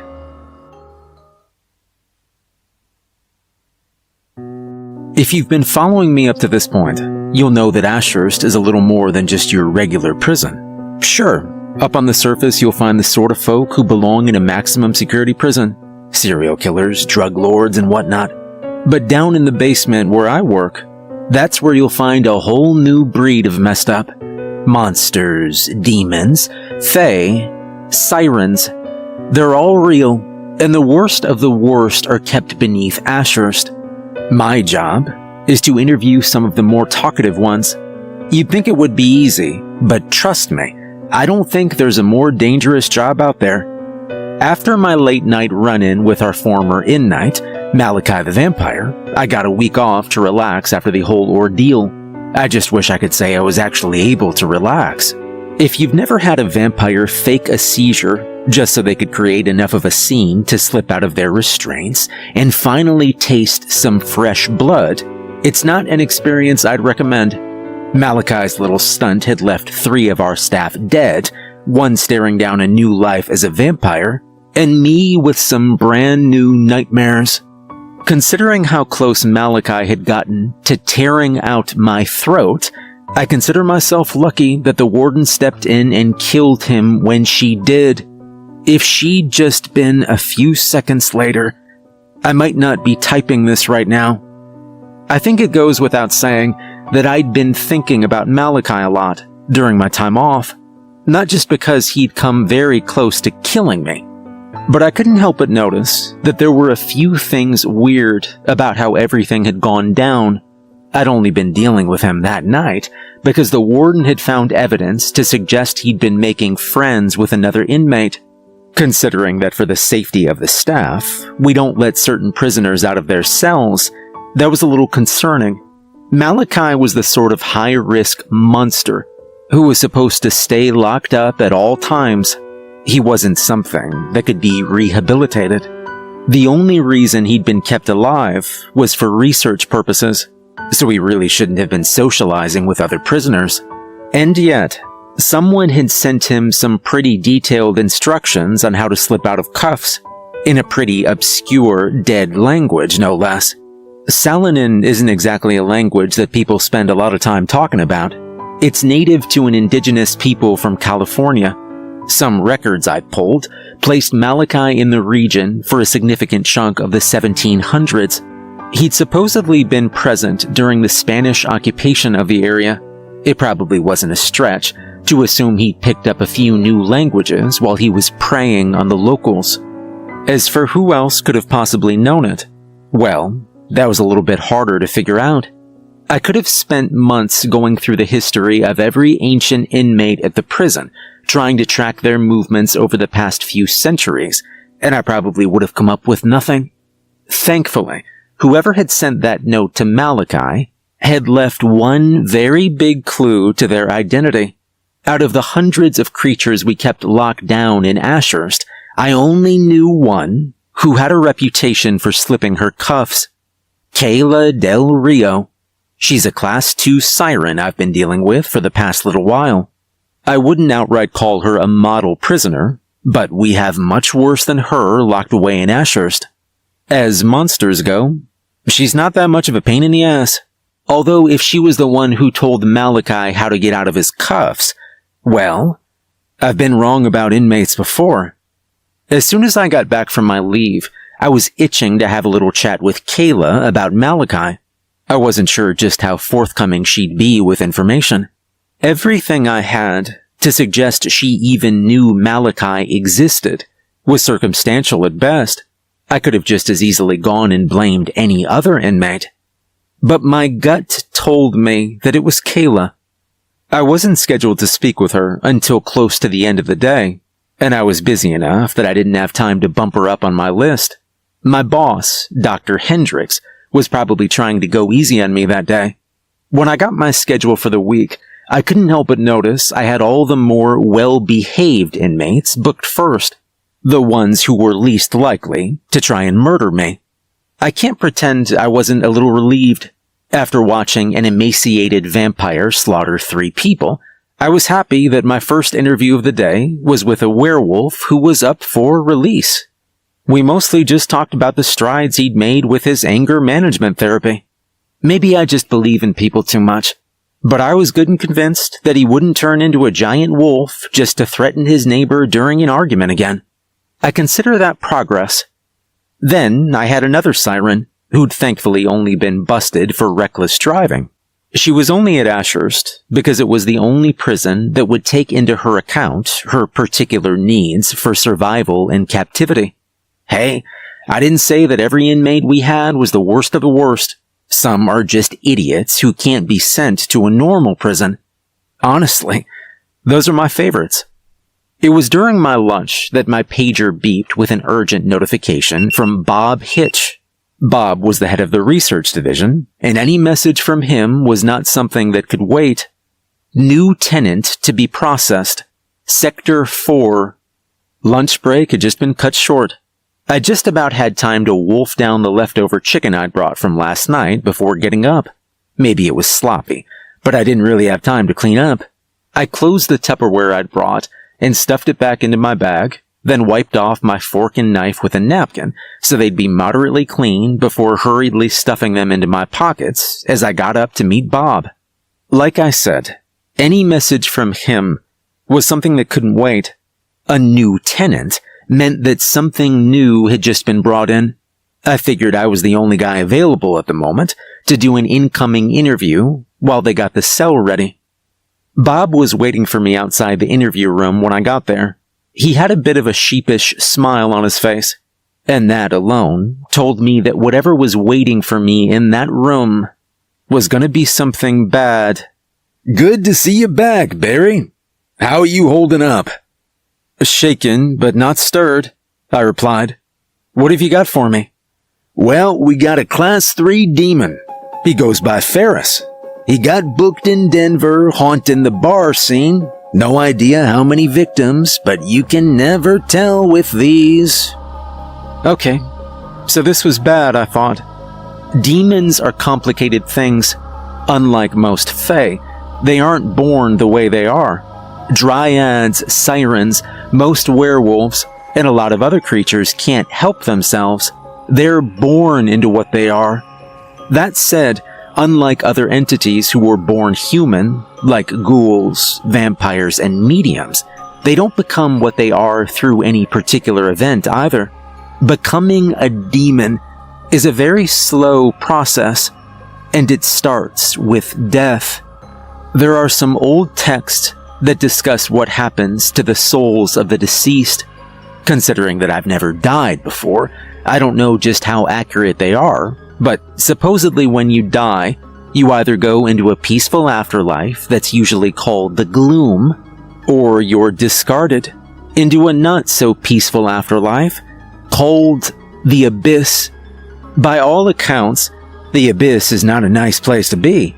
If the giant centipede god of destruction looming over it, snacking on the souls of the damned, isn't disturbing enough, there's what becomes of the souls who wander that hellscape. Supposedly, something about the abyss changes a person's soul. It makes them break down and become more feral, less human. I suppose in order to get into the abyss in the first place, a person already needs to be shitty. But whatever it is about that place, it makes it all worse. The end results in a demon. A hungry, cruel husk of what used to be a person who was already bad enough to end up in hell. And if one of them finds a way to slip out of the abyss, well, that can be a real problem. The weaker demons aren't that much different than a ghoul or some other shambling monster. Dangerous and terrifying to look at, sure, but nothing to write home about. It's the more powerful demons that you need to watch out for. The ones who know how to look human. They're the ones who move about in plain sight, looking for fresh meat to devour. Then when they zero in on their target, they pull them into a darkness that conceals them from everyone who could be watching, and they feed. They can do it on a busy street, and nobody would notice. They wouldn't hear the screams or the crunch of bone.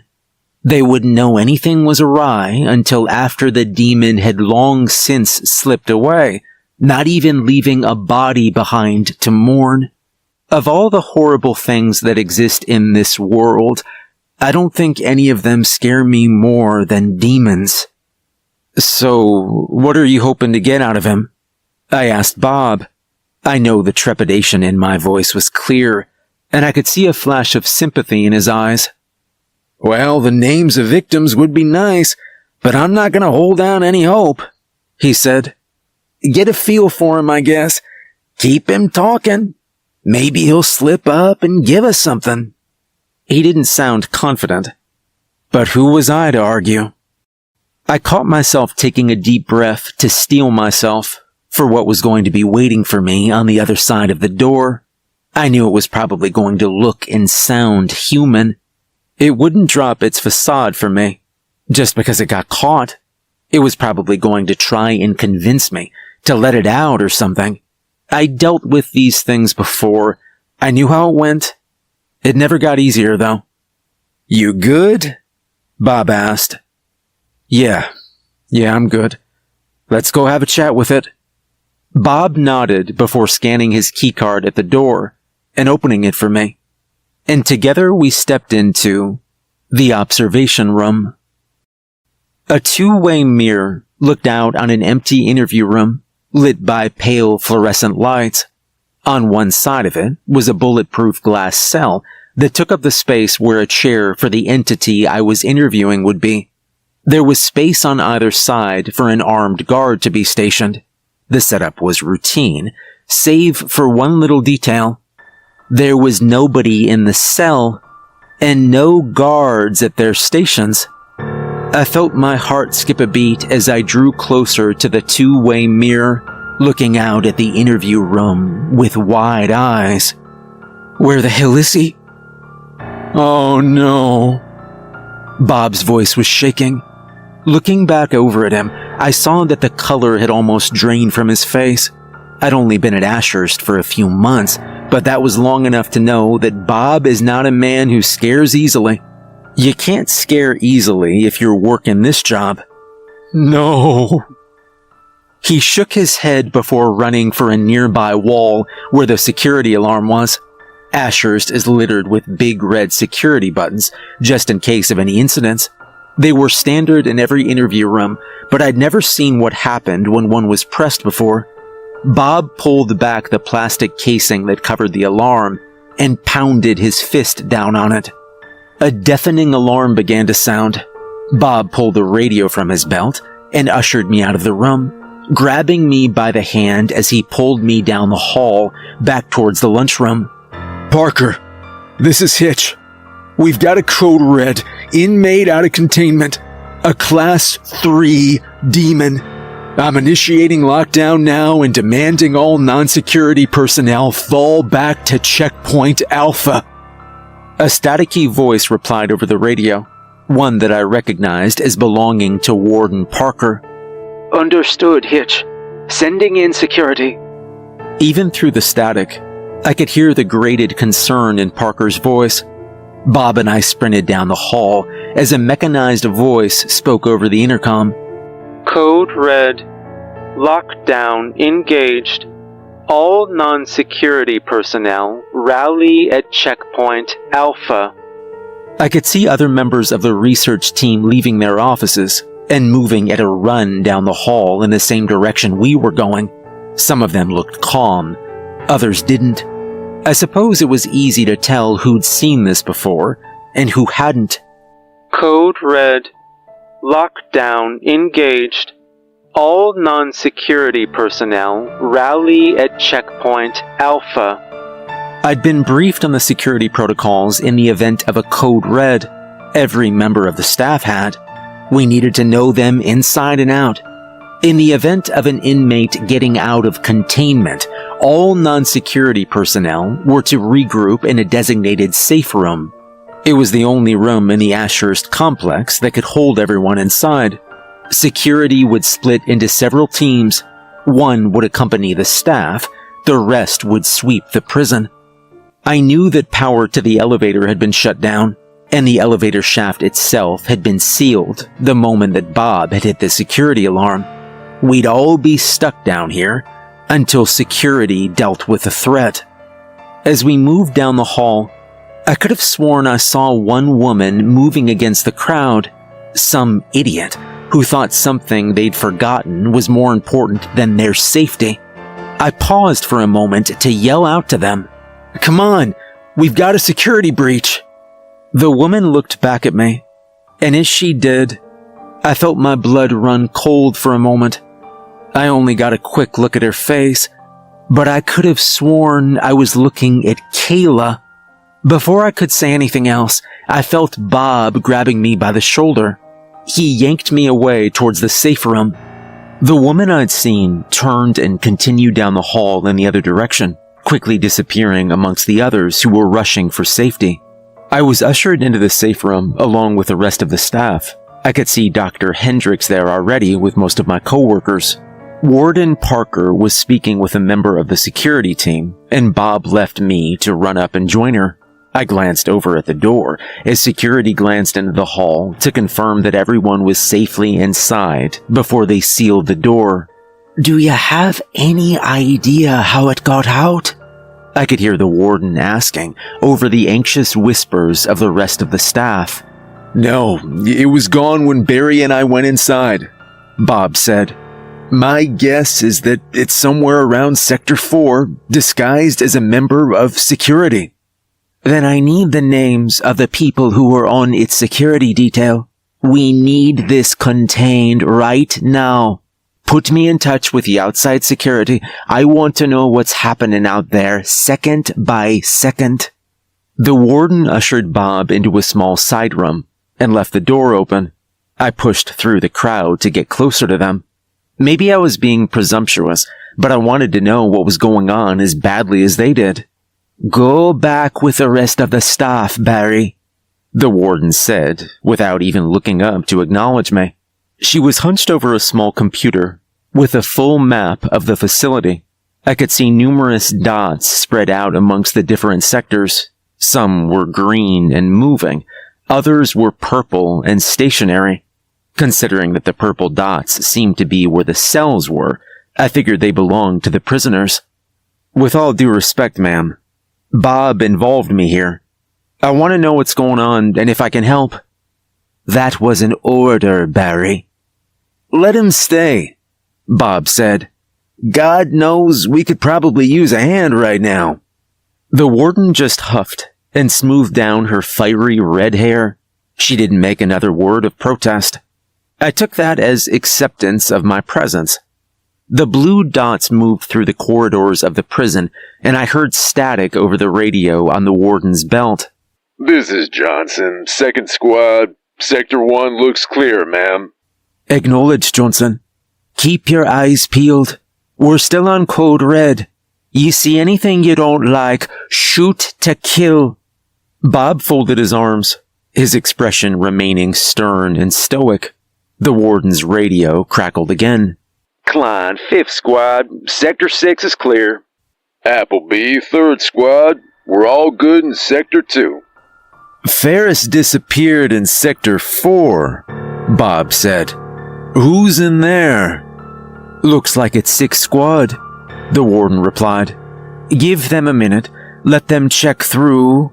She trailed off, her brow furrowing as she stared at the screen. It took me a moment to figure out why.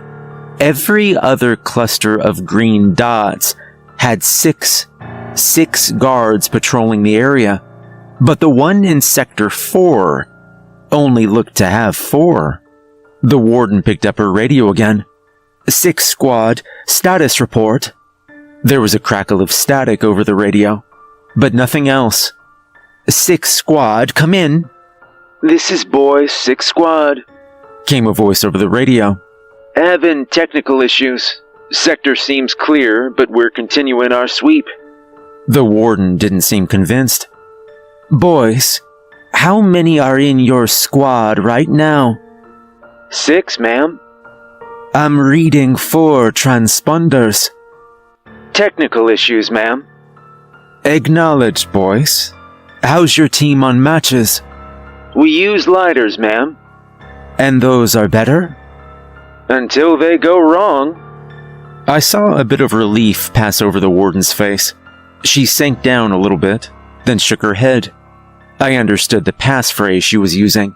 It was something else that every member of the staff needed to learn, passphrases to prevent anything from assuming the shape of and passing itself off as a staff member. It wasn't something any inmate, especially a brand new one, would know. "They're fine," she said. "We'll keep a close eye on them. Our demon friend probably got spooked by the lockdown and tried to hide." "So do we just wait him out?" I asked. "We've got the supplies down here to last us 6 months if needed, and if necessary, we have an evac plan. We'll be fine," Bob assured me. "Just get comfortable, Barry. We're gonna be here for a while." He patted me on the shoulder, and I nodded before heading back to rejoin the rest of the staff. I could feel a sinking feeling in my stomach as I left the warden and Bob to their work, but that was more about the concept of potentially being stuck down there for a while, as opposed to anything else. Maybe it was childish, but the idea of just waiting out this bug hunt seemed more exhausting than anything else.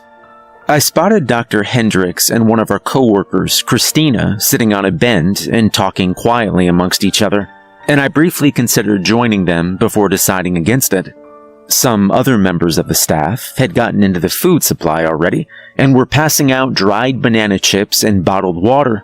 I figured that eating something couldn't possibly make me feel any worse, so I queued up in line to get some for myself. Most of the rest of the staff had splintered off into their own little groups and talked quietly amongst each other. A member of security was in a storeroom just beneath us, checking the inventory for bedrolls and water.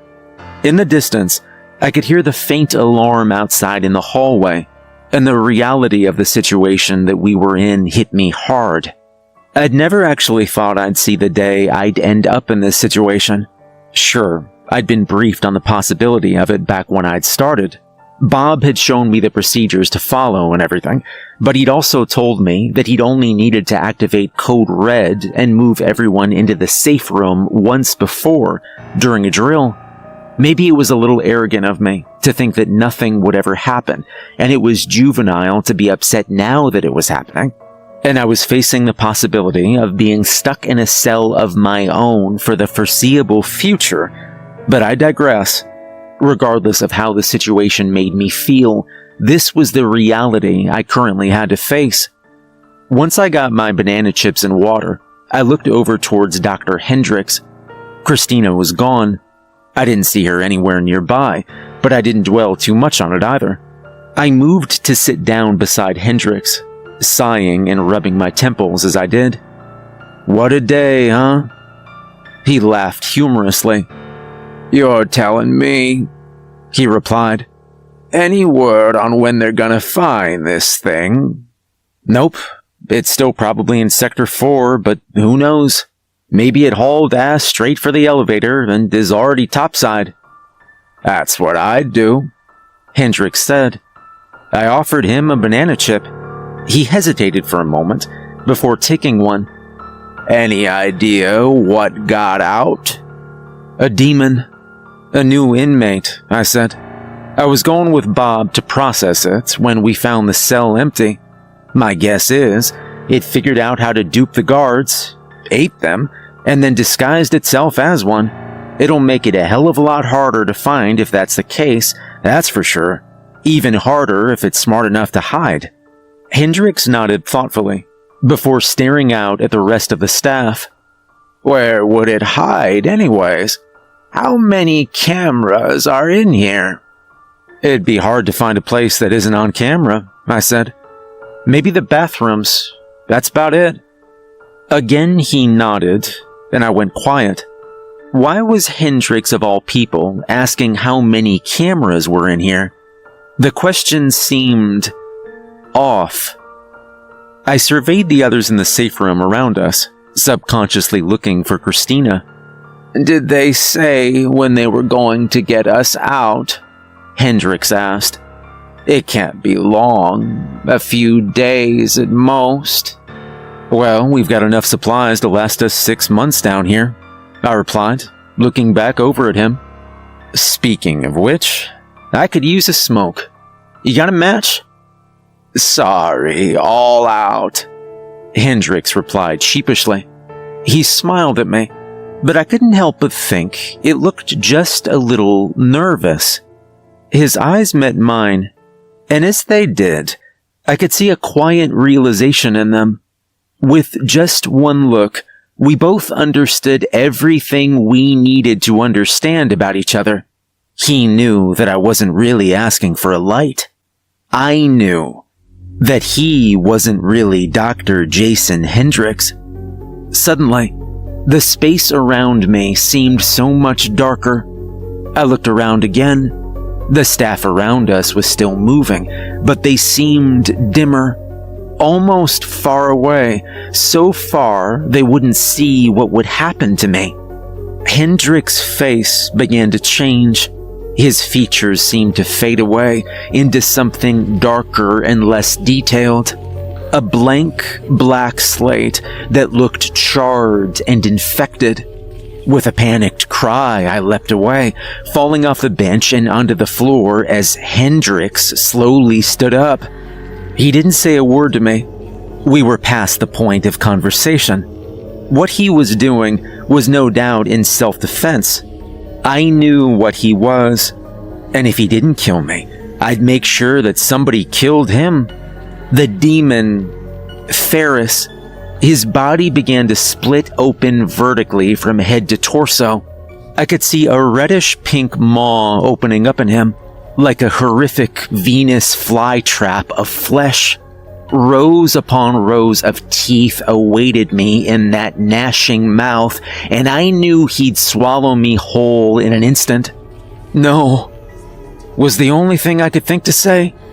I tried to scramble back, but Ferris loomed over me, shambling closer and closer. His rancid breath exuded over me. The smell was that of death. Christine's death. Hendrick's death. My death.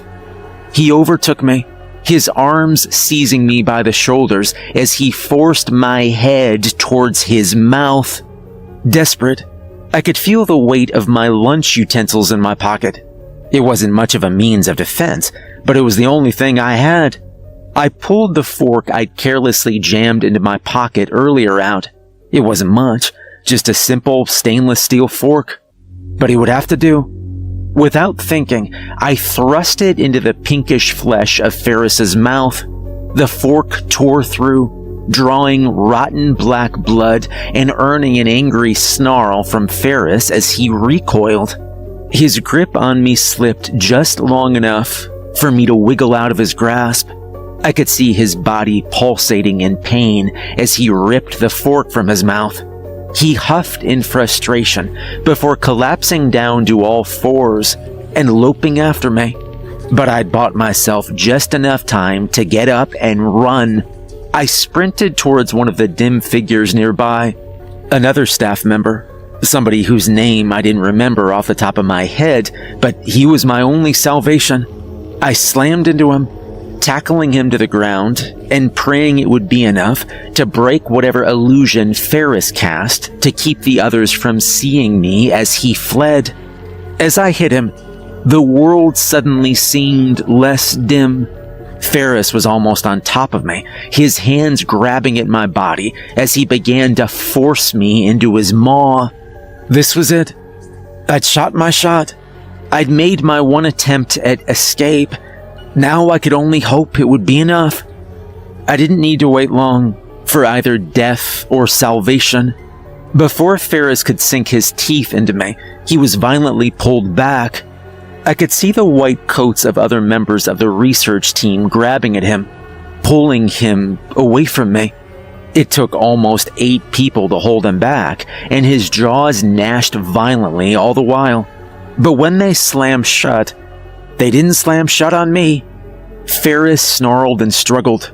He writhed violently, shaking his captors off of him, but he did so in plain sight, in full view of everyone. I watched as he threw some of the research team who was holding him back off of him and let out an enraged screech. Then came the gunshots. His body jerked as it was hit, but he didn't fall. Looking back, I could see that just about every member of security was up and had their guns drawn and aimed at him. The people who'd pulled Ferris off of me quickly abandoned him, giving him a wide berth as security lit him up. Bullet after bullet tore through his body, leaving their marks, but hardly slowing him down. From the corner of my eye, I could see that Warden Parker had rushed to their side, her own gun drawn and firing on Ferris. He was tough. All demons are, but they aren't invincible. Ferris seemed to fall backward, riddled with bullets. His limbs flailed violently as he struggled to hold on to his life. Maybe if he'd been anything other than a monster, I might have felt bad for him. But as security continued to unload into him while he squirmed on the ground, I felt nothing but relief. His struggles quickly ceased. His breathing was heavy and sporadic. I'm not sure just how many bullets he'd taken. 20, 30, 40. Far more than any living thing should be able to survive. And yet he still clung to life, struggling to continue to live up until he exhaled his last breath and dribbled more blood onto the growing pool on the floor. I could feel Bob's hand on my shoulder, reaching down to help me up. And on trembling legs, I stood. "You good?" he asked, real concern in his voice. I nodded before looking down at Ferris. He was disguised as Dr. Hendricks. I think he ate Christine too. My words failed me. I was still trying to process all of this, and yet doing it felt impossible. I suddenly felt exhausted, as if I wanted another week to sleep. Hell, after this, maybe I'd get it too. Demons don't leave behind corpses. They eat everything. The bones, the clothes, the hair, all of it. The fact that we never found the bodies of Dr. Hendricks or Christina almost certainly confirmed their fate. I later learned that a review of the security camera footage from that day revealed that Ferris had ambushed Dr. Hendricks in his office right before Bob had tripped the alarm. Even in the safe room, we would have caught it eventually. Ferris had been a rat in a trap the moment he'd been brought to Ashurst. But if I hadn't been able to save myself from him, who knows how many others he would have picked off before anyone figured out what he was. The warden offered me a few more days off. I appreciated the offer, but I declined. Part of me wants the time to myself, but I don't think I can take it in good faith right now. Now that the incident with Ferris is over, I can't help but think about what I thought I saw in the hallway while Bob was ushering me into the safe room. I'm sure that I saw Kayla. I'm sure that she was out of her cell. I know that sounds impossible. I know that if she'd been out, it would have shown up on the warden's monitor. But I know what I saw. I can't prove it yet, but something tells me that Kayla had something to do with Ferris getting out. I'm already certain she had something to do with Malachi's attack the other week. So is it really that much of a stretch? I don't think it is.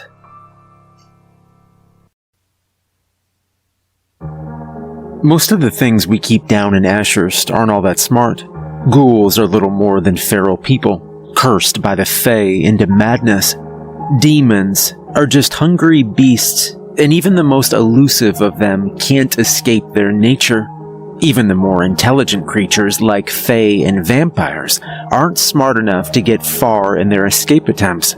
The recent incidents with Malachi and Ferris hadn't shaken those beliefs.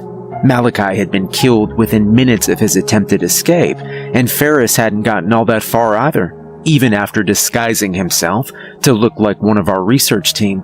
Their near escapes weren't what bothered me.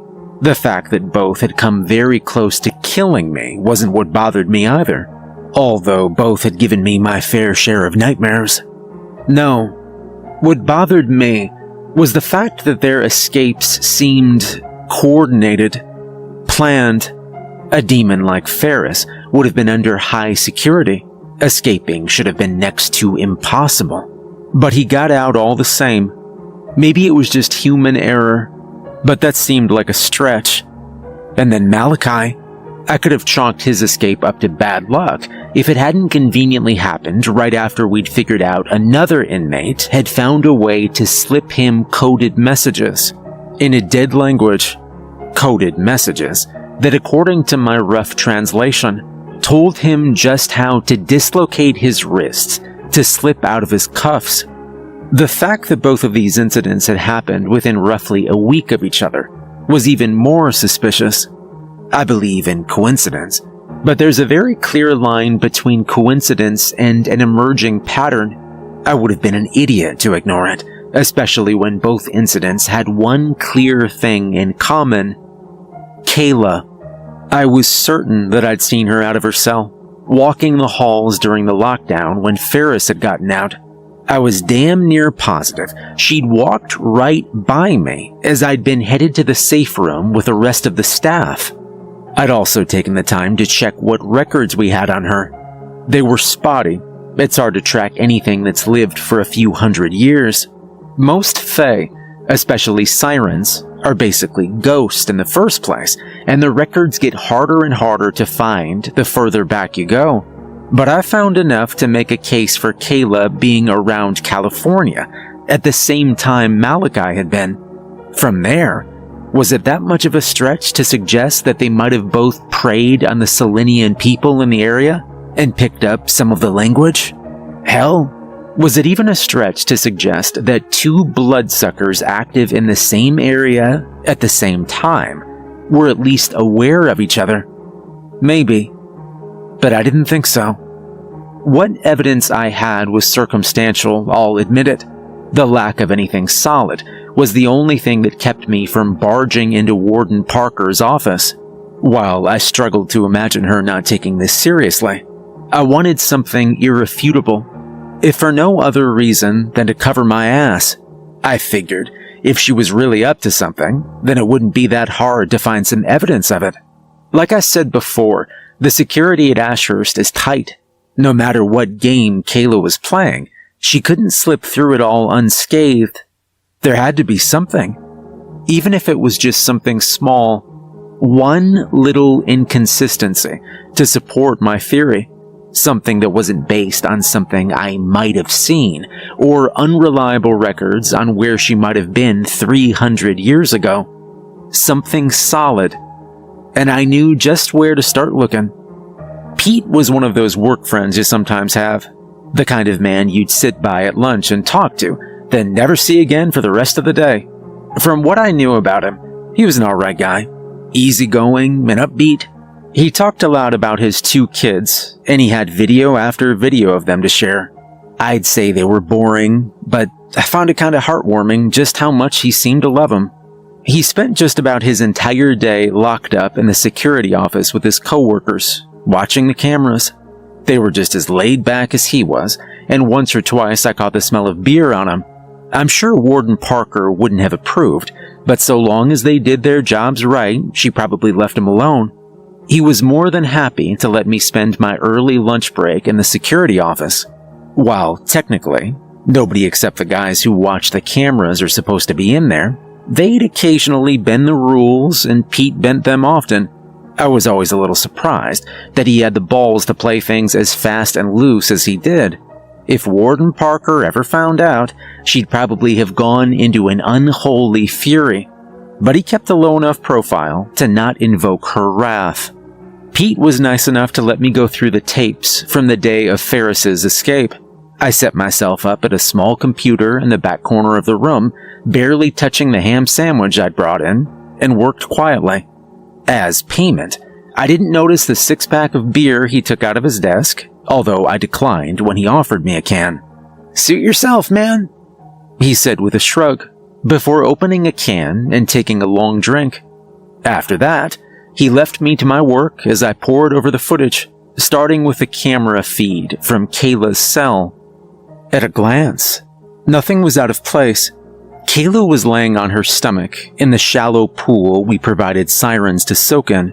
Her head and arms jutted over the edge as she casually played solitaire with some waterproof cards. She only occasionally looked up towards the glass wall that separated her from the staff with a mild disinterest before looking back down. All in all, nothing seemed out of place. I brought up the footage from the hallway I'd seen her in next. On the screen, I could see myself and Bob running up the hallway towards the safe room. I watched for the part where I'd seen a woman dressed as one of the research staff walking in the other direction. The woman I'd been so sure was Kayla. Sure enough, the woman was right there in the screen. She walked in the opposite direction of the fleeing staff, moving away from the safe room. I could see myself in the video, stopping to call out to her. I saw her look back at me, although I couldn't get a good look at her face. The camera was too far away, her long hair was in the way, and the footage seemed a little too grainy. I frowned before watching where the woman went. She was headed for Sector 3 from the look of it. Bringing up the footage from a few other cameras, I was able to track her as she weaved through the fleeing crowds down the hallways, always moving in the opposite direction they were. A few people seemed to notice her, but nobody stopped for long. They were out to save their own asses. It was hard to say where she was headed. She was absolutely headed to Sector 3, but I couldn't imagine what she wanted there. Most of that sector was for the research team, and the few prisoners kept there were exclusively ghouls and lesser demons, feral, animalistic things that were only barely sentient. The only thing of particular interest I could think of in that area, aside from a few offices, was the server room. The server room. Maybe that was it. Sure enough, as I followed the unknown woman through Sector 3, it became clearer and clearer that was exactly where she was headed. I even saw her around the corner into the hallway, where the main entrance to the server room would be. I tried to bring up the camera footage from that hallway, although there were no files to be found. I picked through everything Pete had given me, and turned up nothing. This made no sense. "Hey, Pete," I called. He looked over at me. "Do you have the footage from Corridor 7 in Sector 3? I don't see that here." "You want Tuesday's footage?" he asked. "Yeah." "No can do. We were running maintenance in Sector 3 on that day. A lot of the cameras were down." I looked over at him. "What?" Yeah, some sort of update to the system," he said with a shrug. "Corridors 7 and 8 were disabled, along with Dr. Henry's office, Dr. Freeman's office, and the server room. I don't know why they shut down that particular area. Everything seemed to be running fine beforehand. But Warden Parker signed off on it." My brow furrowed. Something about that seemed off to me. I wasn't entirely sure what the protocol for routine maintenance was, but it just seemed like a huge blind spot to just have all the cameras around the server room disabled. Dr. Henry and Dr. Freeman's office would have had a view of that hallway, as would the camera in Corridor 8. It seemed far too convenient to be a coincidence. I went back to pore over the other footage Pete had given me. There were a few clips where I was pretty sure I could see Kayla's face clearly, but it was nothing particularly damning. That said, I also didn't recognize the researcher I saw on the screen as anyone else. I sped ahead, looking for some sign of the mystery researcher leaving. Sure enough, after a half hour into the lockdown, I saw someone dressed in security attire leaving the hallway. It was impossible to clearly see their head under their helmet, but their build seemed similar. My gut told me it had to be the same person, just in different clothes. Who else could it have been? I followed them through the halls once more, watching as they linked up with another security team in Sector 4. I would have expected the team to have reacted in some capacity, but they just seemed to acknowledge the new addition to their ranks and move on as if nothing was wrong, as if they knew who it was. I went back to the footage of Kayla's cell. Seemingly the whole time the lockdown had happened, she'd been playing cards. I even checked the cameras outside of her cell in Sector 5. I could see nobody in the hallway. No Security? Nothing. I went back to tracking the security team my mystery person had joined up with. Following them through the halls, I couldn't help but notice that they were going straight towards Sector 5. Odd. They looked like they were headed for Kayla's cell. Looking again at the footage of the hallway outside her cell, I finally found what I was looking for. Nothing at all. Looking at the camera outside of Kayla's cell, I could see nothing but an empty hallway. Looking at the camera in the next hallway over, I could clearly see the security team going down that hall, and then coming back a few minutes later, one member short. I felt an actual pang of elation at the fact that I'd actually found something, followed by a sinking discomfort. She'd been escorted back to her cell by a security team. They had to have known who she was. Whatever she was doing in Sector 3, it just happened to be in the area where the cameras were down for routine maintenance. And then there was the fact that there was technically no footage of her outside of her cell. I wasn't sure where the footage that had been used instead came from. Maybe from a lockdown drill. That would have been the easiest to splice in there. But then, who spliced it in? I looked over at Pete. His eyes were off me. If it had been him, I would have expected him to be watching me a lot closer. So maybe it was another member of the security team. It had to be. They were the only ones who could have modified or deleted that footage. Although exactly who it was impossible to be sure. At the moment, I figured it probably didn't matter. I had what I needed. Pete didn't see me emailing some of the clips to myself. He had his eyes on the 5 cameras, just as they should have been. I don't know if he would have cared anyway. Still, it was better to be safe. Sirens are interesting creatures. With just one look, they can get in your head. They can hypnotize you. Make you do things you wouldn't normally do. Usually, they just use this to keep their prey still and quiet so they can feed off their blood. But I'd heard of them using it in other ways too. At Ashurst, the staff generally only deals with sirens while wearing protective gear, specifically a visor that protects them from whatever it is they can do to influence a person. But all they need is a moment of direct eye contact without that visor, and they can get in your head. Just one moment, and it's all over. "You find anything?" Pete asked. I looked back over at him. "Afraid not," I said with a sigh. "Just a dead end." He frowned. "Shit. Well, maybe that's a good thing, you know?" "I think it is. Thanks for letting me look around, Pete." "No problem. Just give me a shout if you want to grab a beer sometime, or something. You know where to find me." I nodded at him before leaving. I needed to find someone I could trust, someone who I knew wasn't under Kayla's control. Warden Parker was the safest bet. The FRB made the right call when they put a vampire in charge of Ashurst. As far as I knew, Siren's unique abilities had no effect on vampires like her. I suppose it shouldn't have been surprising that when I stepped by her office, the door was closed and locked, a sign that she was already with someone. Bob Hitch leaned against the wall beside her door, probably waiting his turn to go in and speak with her. He was the closest thing to a second-in-command that Parker had, and he gave me a nod when he saw me. "Morning, Barry," he said. I nodded back at him. "Morning, Bob. Is Warden Parker busy? I've got something urgent." "Very," he replied, and gestured for me to take a peek through her window.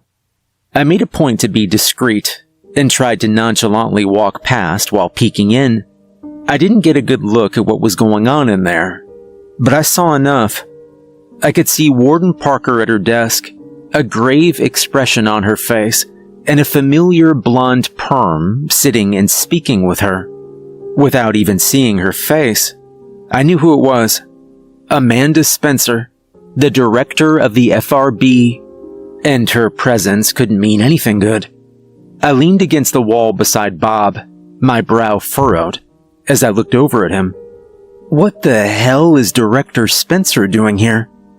Well, we've had 2 serious incidents. Hell, almost 3 with your stunt with old Vikram. From what I've overheard, Spencer has some doubts about our security. You're listening in?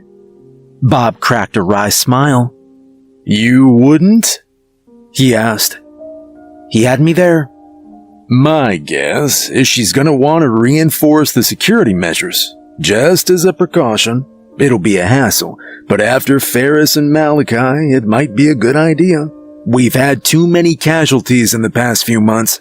That's not exactly something any of us want to hand-wave. Yeah, of course, I said, nodding. Which reminds me, aren't you supposed to be down in Sector 2 right now? What brings you here? I looked over at Bob again. He was the head of Ashurst Research Division. Technically, he was my boss, and given how his role was more administrative, he also wasn't a man who had a lot of contact with the inmates. If there was any full human I could trust, it was him. I was doing some digging. I think an inmate was out during the lockdown the other day. Something other than Ferris. His eyes narrowed. You're serious? Who? Kayla Del Rio, a siren we have locked down in Sector 5. I thought I saw her while we were headed to the safe room the other day, so I did some digging. I know that she was out of her cell, and I've got footage to prove it. That's a damn serious accusation, Dr. Barry. You're positive it's her? 100%. His eyes locked with mine for a moment, before he nodded. All right, send me the footage. I want to review it, and then I'll talk to Warden Parker. Kayla, that's the one you're scheduled to talk with, isn't it? Yeah, she's my 4 o'clock. All right. He thought for a moment before nodding. I'll put in a request for additional security. I might also sit in on that one with you. I'm going out on a limb, and assuming you're gonna try and grill her. Bob's answer caught me a little off guard. Not that I hadn't expected him to take me seriously, but the fact that he wanted to get directly involved certainly said something. Do you think I should? If she's up to something, maybe she'll slip. It can't hurt. Maybe he was right. I nodded back at him. All right, I'll see what I can get. Good. I'll let you know what Parker says. You should get a move on. I got this handled. Bob offered a reassuring smile that was impossible not to trust, and the sight of it made me feel like a weight had been lifted off my shoulders. I believed him, and for the first time since Malachi had slipped his cuffs, I actually felt like I was ahead in whatever game Kayla was playing. 4 o'clock rolled around quickly, as I knew it would. My interviews with Kayla were usually difficult, considering how she had no interest in being forthcoming with information. But I'd never felt so tense at the prospect of dealing with her before. I'm not sure what it was. Nerves, maybe. Maybe something else. But it was something that nagged at the back of my mind. That familiar anxiety that I think everyone has felt at least once in their life. Bob was waiting in the observation room when I got there, staring through the glass at Kayla, who sat relaxed in her metal chair. She'd already slipped her cuffs, and one arm was draped over the back of the metal chair, as if she didn't have a care in the world. There were no guards in the room with her, but I knew they were waiting just through the door behind her. 2 more guards were with him. I don't suppose she said anything? I asked. Bob shook his head. I haven't spoken to her yet. I've looked over that footage you sent me, though.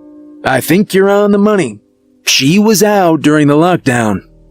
His confirmation made my stomach sink. So how should we handle this? We confront her. Let her know the game's up. Maybe she'll tell us why, or if not, then at least give us something. Warden Parker is gonna seek termination either way. Termination? That didn't surprise me. Kayla was obviously too dangerous to be left alive. You spoke to the warden? Of course. She's scheduled to be put down this evening. She doesn't know it yet.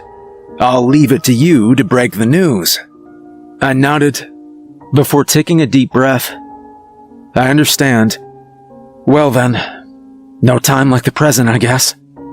I adjusted my coat and took a deep breath, steeling myself before I entered the interview room. I adjusted my visor to protect myself from her gaze, and I stepped inside. Kayla's eyes lit up the moment she saw me, and I watched a wry smile cross her lips. Well, hey there, Dr. Barry, She said cheerfully. I was starting to wonder if you'd forgotten all about me. I was on leave, Kayla, I replied as I sat down across from her. Were you now? Did that whole business with Malachi get you too shook up? I glanced up at her. Her smile presented her razor-sharp teeth in a way that made a chill run through me. I hear things through the grapevine. Folks tend to gossip. Do they? I don't imagine you hear much gossip, being isolated like you are. I can't imagine Malachi was one for conversation, I said. The look in her eyes told me everything I needed to know. Kayla was quiet for a moment, choosing her words carefully before she spoke. One-sided, she finally said, before her smile returned. Figured me out, did ya? I just glared at her. Her smile didn't falter for a moment. If you're thinking I was trying to get you, I promise you that I wasn't. On the contrary, the whole point was to get him. What do you mean? I asked. You think I wanted that bloodthirsty idiot to escape? Please. I knew he'd get himself killed and cause a stir in the process. I thought it might be fun. You wanted Malachi dead then? That's what I said, sugar. Our paths crossed once in California some years ago. His kind hunted in our territory. Conflict was inevitable. Our mutual friend offended some of my late sisters. When I realized he was in here with me, I thought that getting him killed might be a fun little side project. Something to keep my mind occupied, you know? Captivity's boring. What you gonna do anyway? Arrest me? She snickered, but I stayed stoic. Truthfully, I hadn't expected Kayla to be that forthcoming with information. For once in her life, she hadn't disappointed me. But there was still one question remaining. And the messages. How did you get those to him? That's my secret, she said, wagging a finger. I might tell you later on, if you're good. There was the Kayla I remembered. Then why don't we talk about Ferris instead? Who? The lockdown the other day. A demon got out. Ferris. I presume you remember. Oh, that, she said with a shrug. I don't know. I was having a soak. Were you? You know, I've seen some footage that says otherwise. I caught just the slightest twitch in her eye.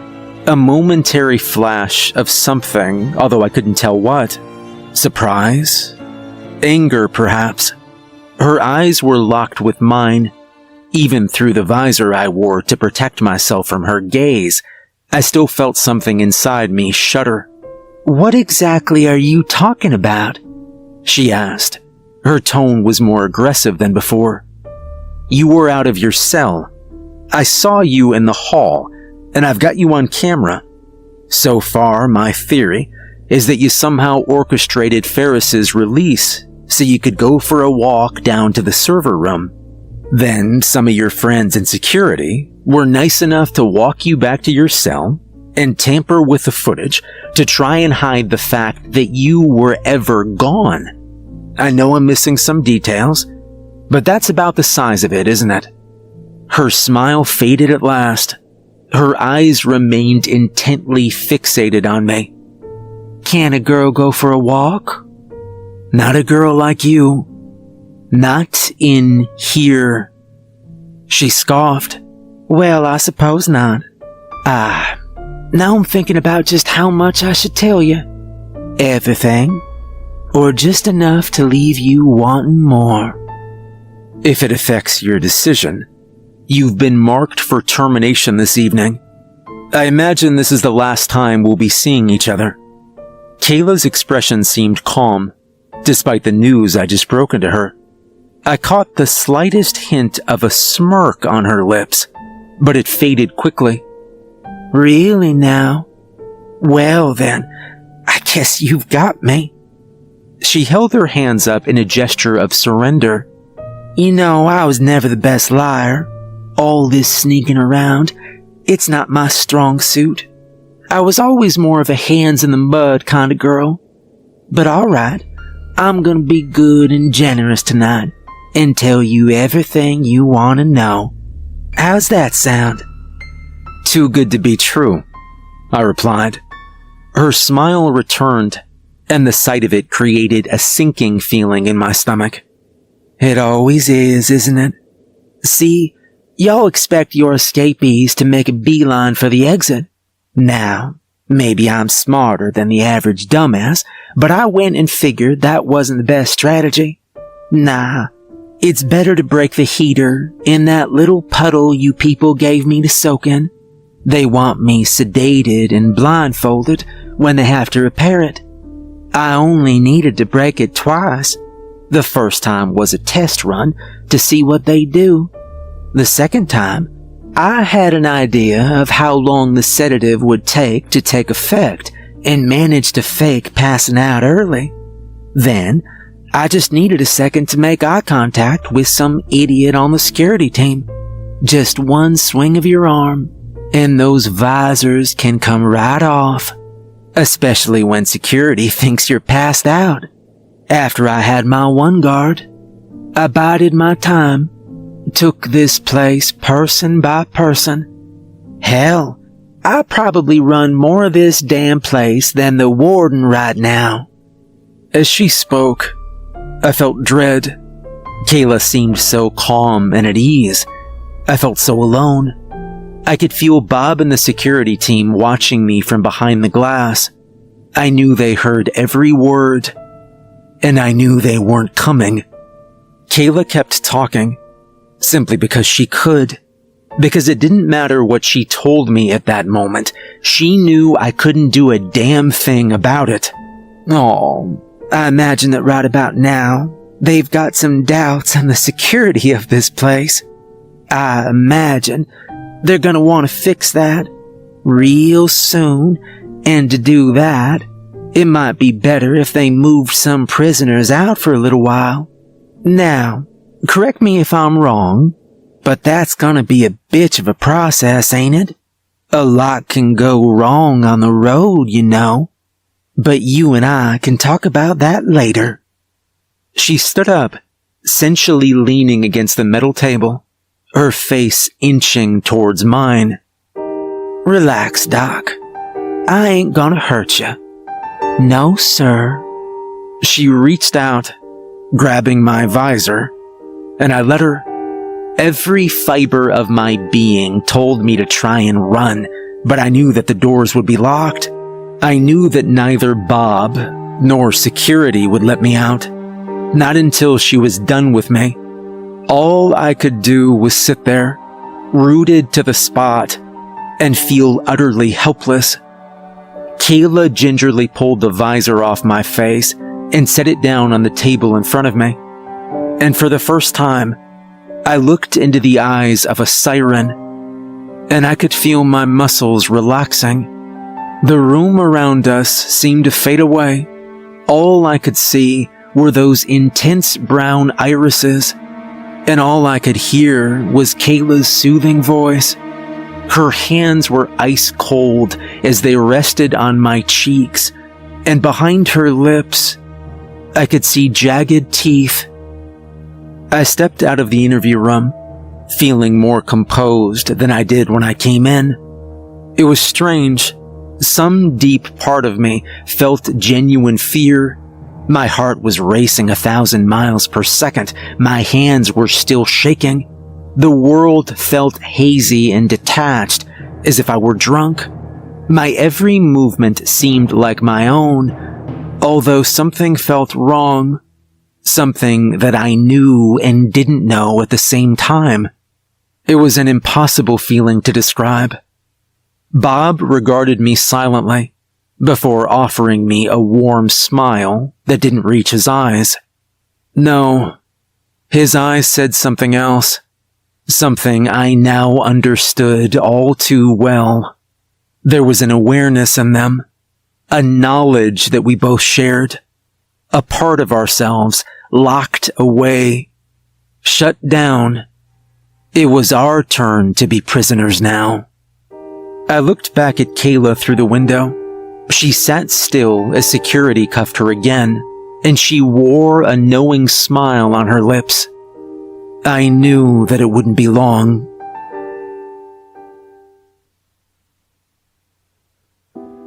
I wouldn't call myself an expert on the supernatural, not by a long shot. Sure, my job has me researching the stranger things in the world. Demons, fae, vampires, sirens. But you could study them all for a lifetime and still know almost nothing about them. For example, no amount of research could tell you what it feels like to be under a siren's control. There's no way to understand the effect they have on the human mind without experiencing it firsthand. Personally, I'd consider that a blessing, because I don't know what words I can use to describe exactly how hellish of a sensation it is. I suppose the first word that comes to mind is dreamlike. The world just passes by you. Sure, in many ways you interact with it like you normally would.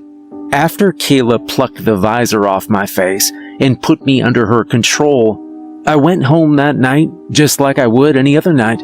I listened to my usual podcasts on the drive home. I watched the same TV shows I'd normally watch.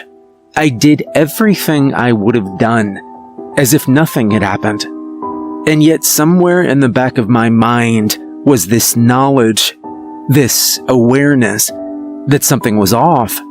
Sometimes it fell so far into the back of my mind that I forgot it was there entirely.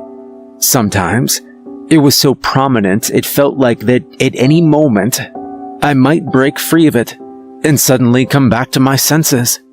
It varied from moment to moment, but it was always there in some capacity. That knowing, that God-forsaken knowing, and behind all of it rested an underlying fear that I couldn't deny even in the trance Kayla had put me in. She told me she wasn't going to hurt me, that it wasn't in her best interest.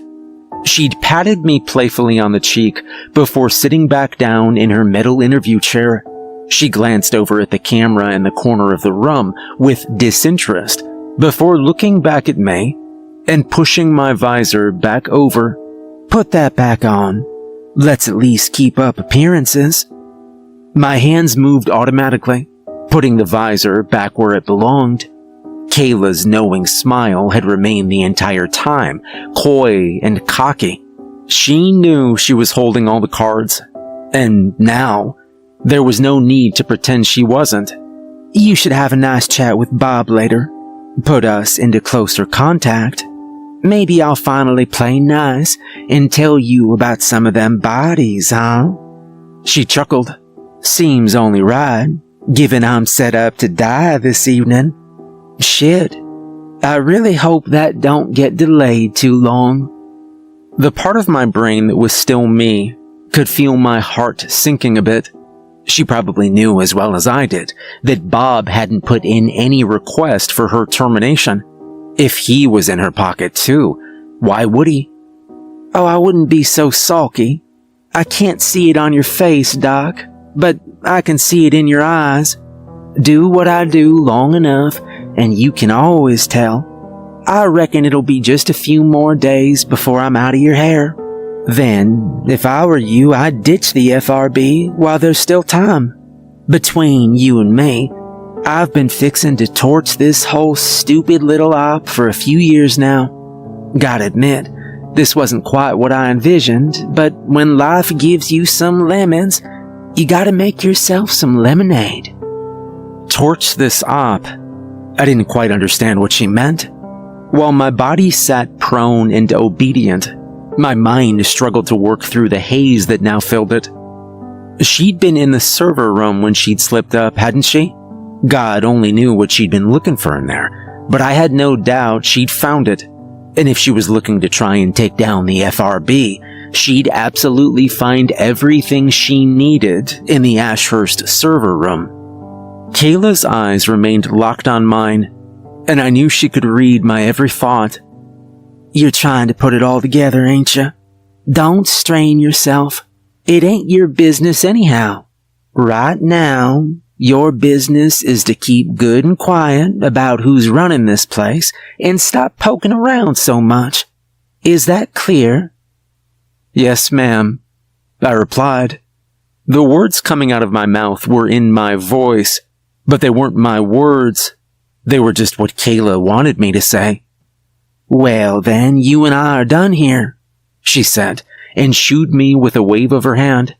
We'll have a quick chat tomorrow, face to face, just to ensure you stay on the right side.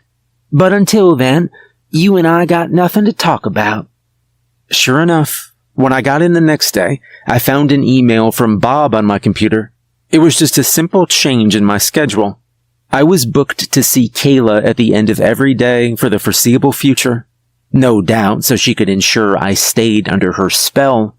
She was part of my routine now. Hell, she controlled my routine.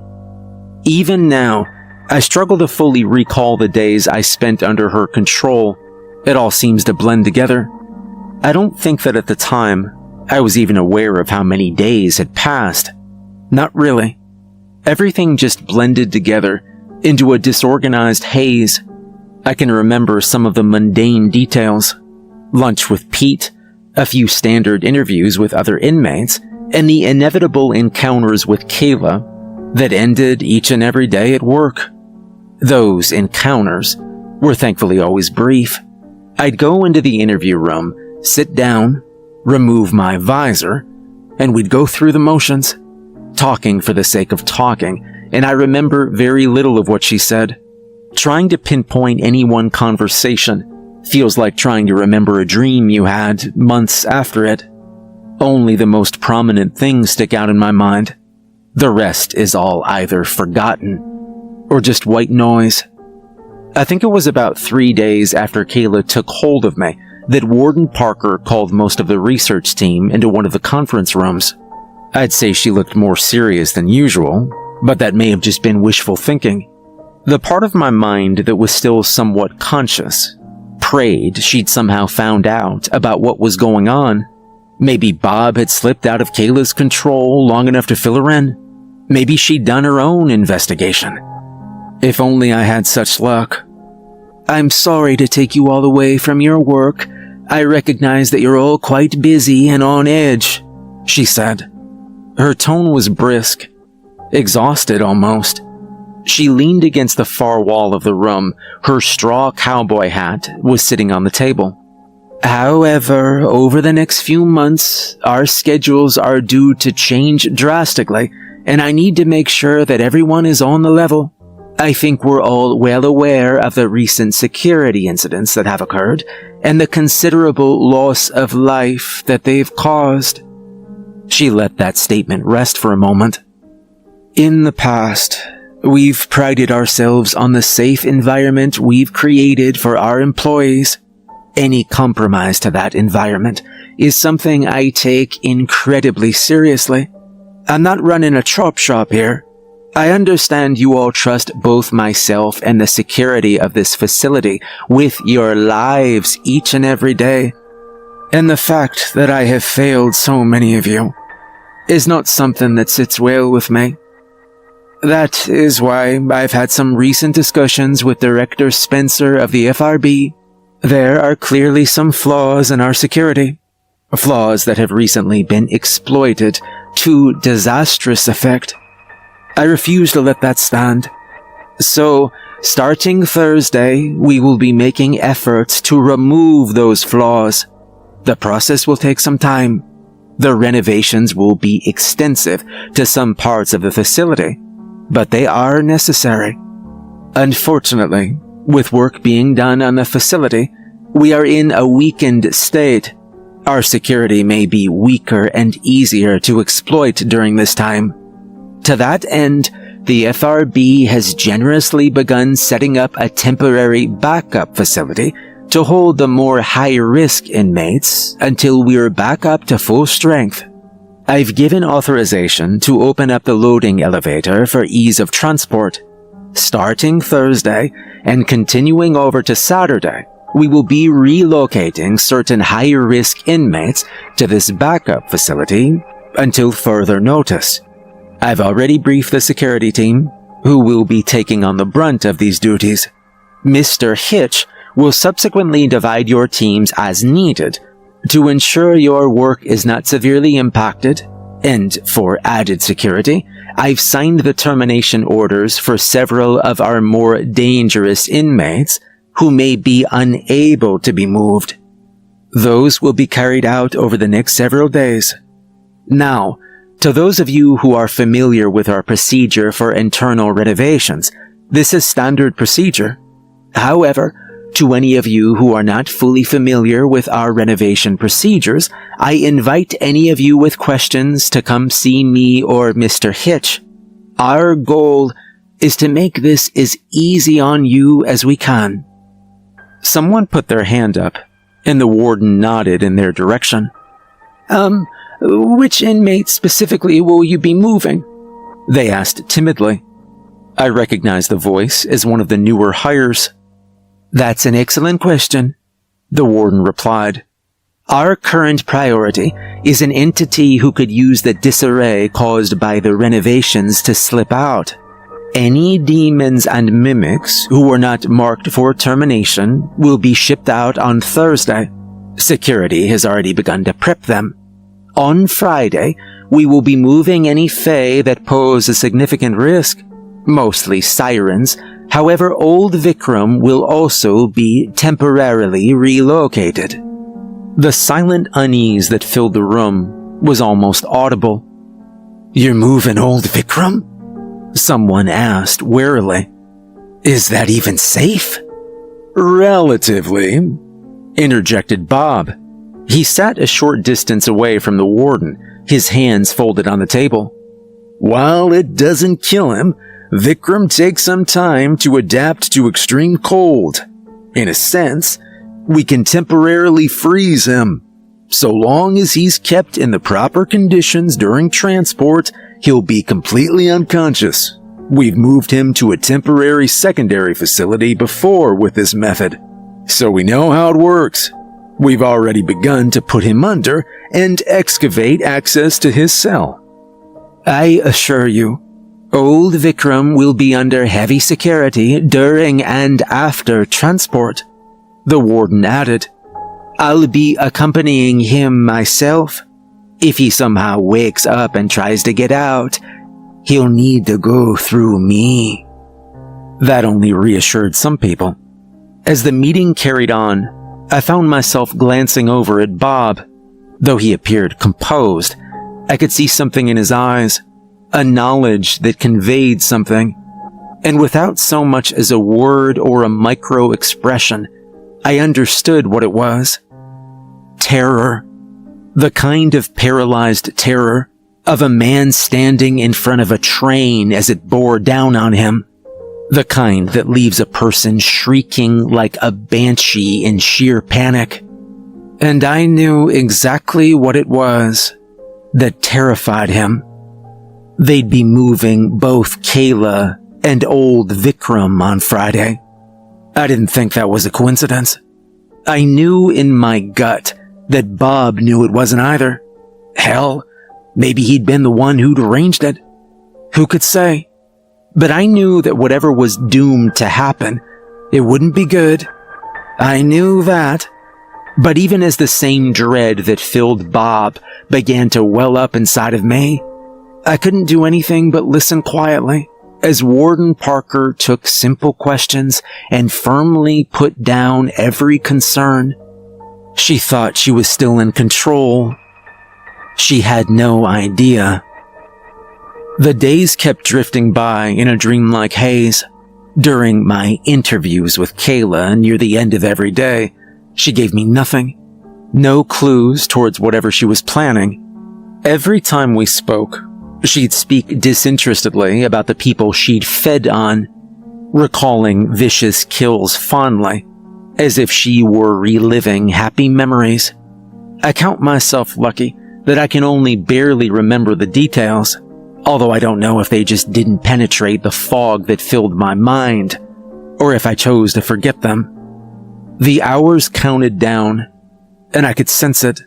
The part of me that was trapped inside of myself, the part of me that was disoriented and aware of the truth, as I meandered through my days, felt the moment drawing closer. And yet no matter what I thought to do, no matter what I wanted to do, I felt utterly powerless to stop it. Thursday rolled around quickly. Throughout the day, I watched them move cells with demons and mimics trapped inside, screaming and panicking visages of humans that were uncomfortably convincing in their pleas to be released. I knew better. The entire staff did. But they still tried. Some of them were taken to the loading elevator. Normally, it was completely inaccessible.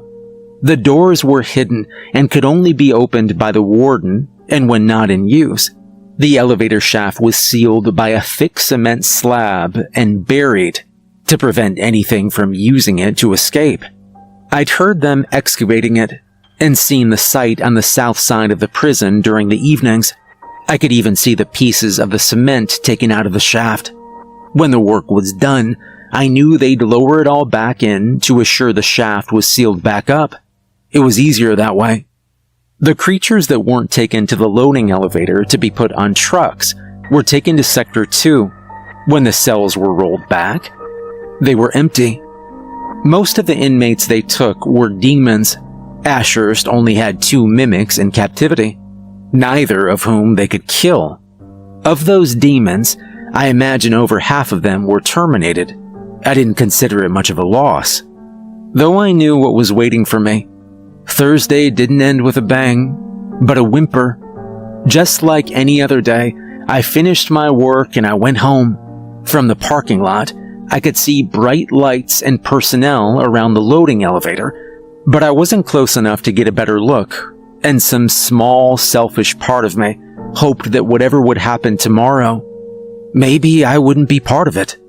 Maybe Kayla would find a chance to slip off, and I'd be free. But things are never that easy, are they?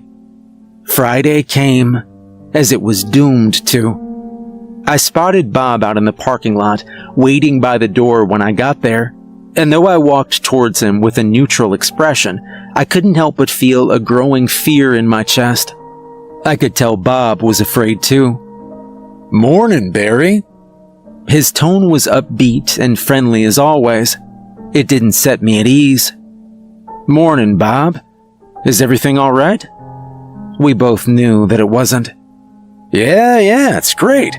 I just wanted to have a quick chat before you got in. I was thinking you've got a particular relationship with one of the sirens we're moving today, Kayla. We're trying to keep the inmates as calm as possible, so I thought it might help if you rode in with her. I felt my heart skip a beat. Whatever dread I felt didn't reach my face. Looking into Bob's eyes, I could see him almost pleading with me to somehow break free of this, but I wasn't any stronger than he was. "I'd be glad to," I said. And for a moment I could have sworn I heard my voice crack. My lips formed into a joyless smile that Bob returned. "Well, great.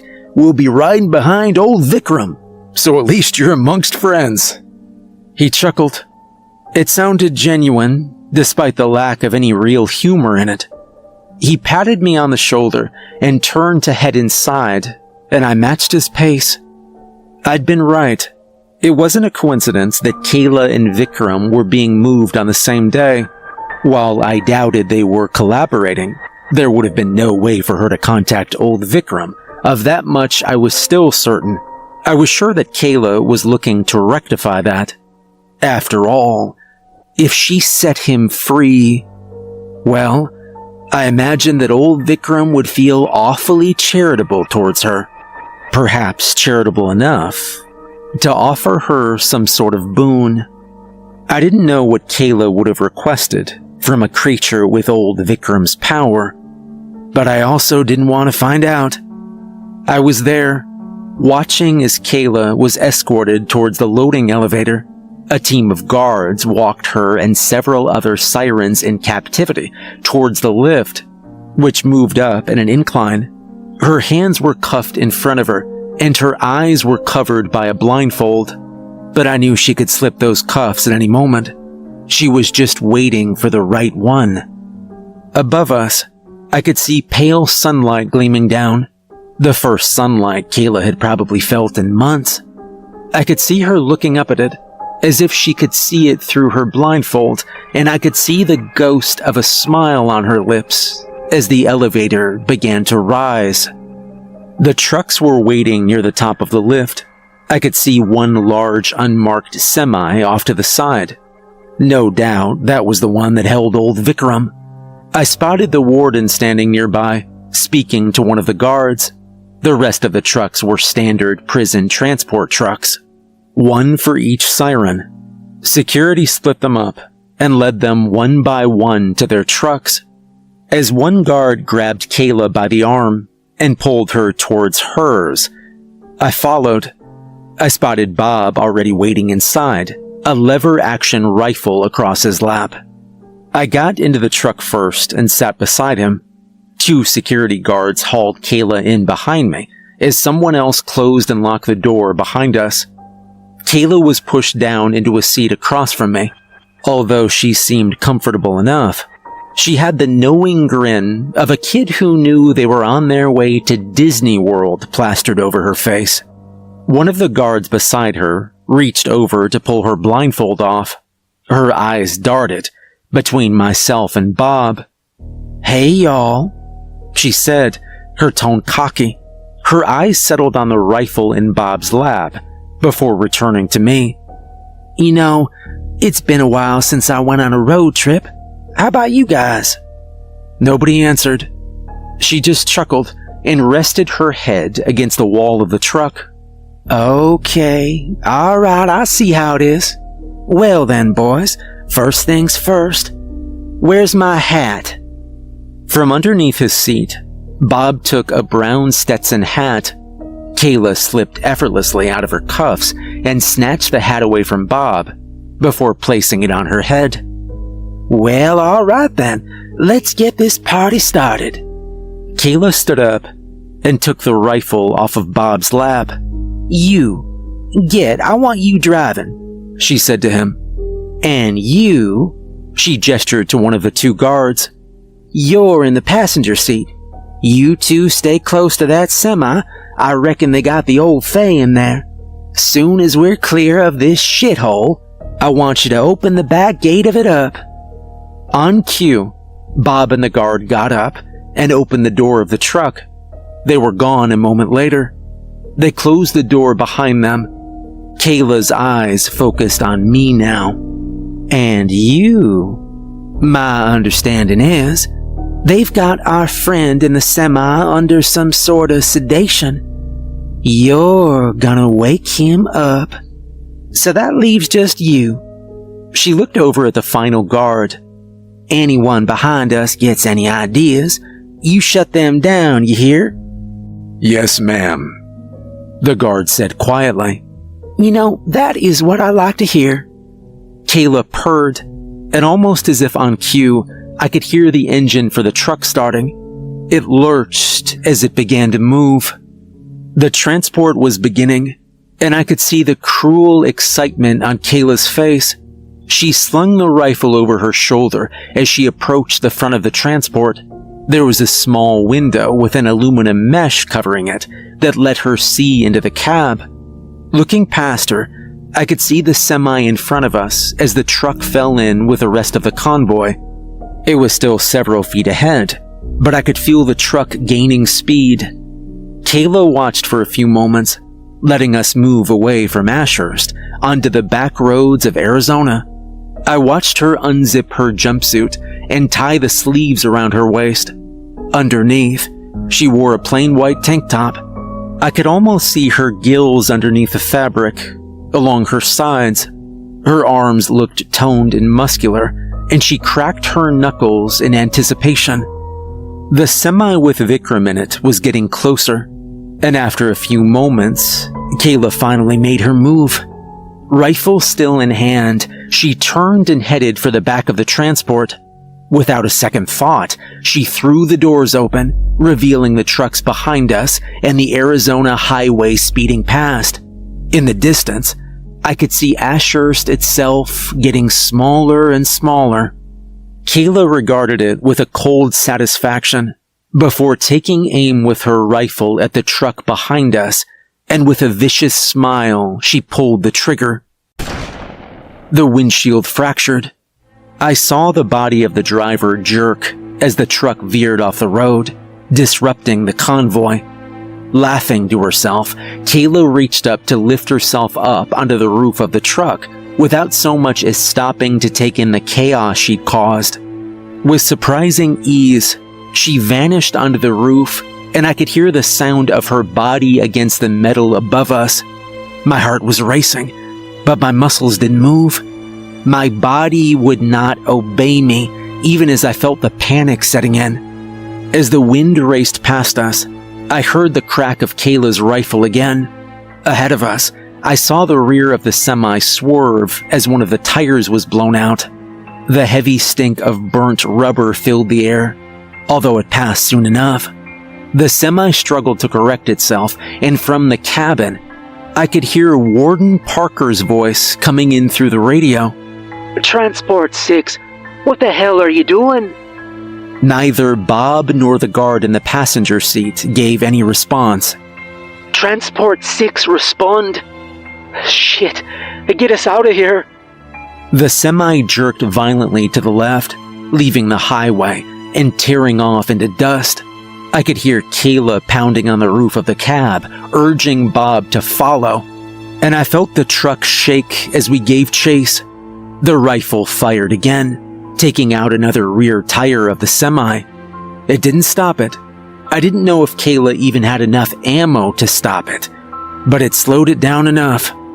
Looking out into the cab, I could see the guard open the door and carefully start to try and crawl onto the hood of the truck. I saw Kayla reach down to help him up. The guard was clearly unstable. I was sure he'd fall off at any moment, but somehow, once he made it onto the windshield, he stayed there as Bob brought him closer to the truck. The guard tried to make his move. He almost pulled it off. I saw him manage to leap onto the back of the semi, but staying there was another matter entirely. He slipped and fell, landing hard on the hood of our truck and clumsily falling off to be left in the dust. "Number 2, you're up," Kayla called. On cue, the second guard rose to their feet. I could hear Kayla's footsteps on the roof above us as she reached down to pull the second guard up to the roof with her.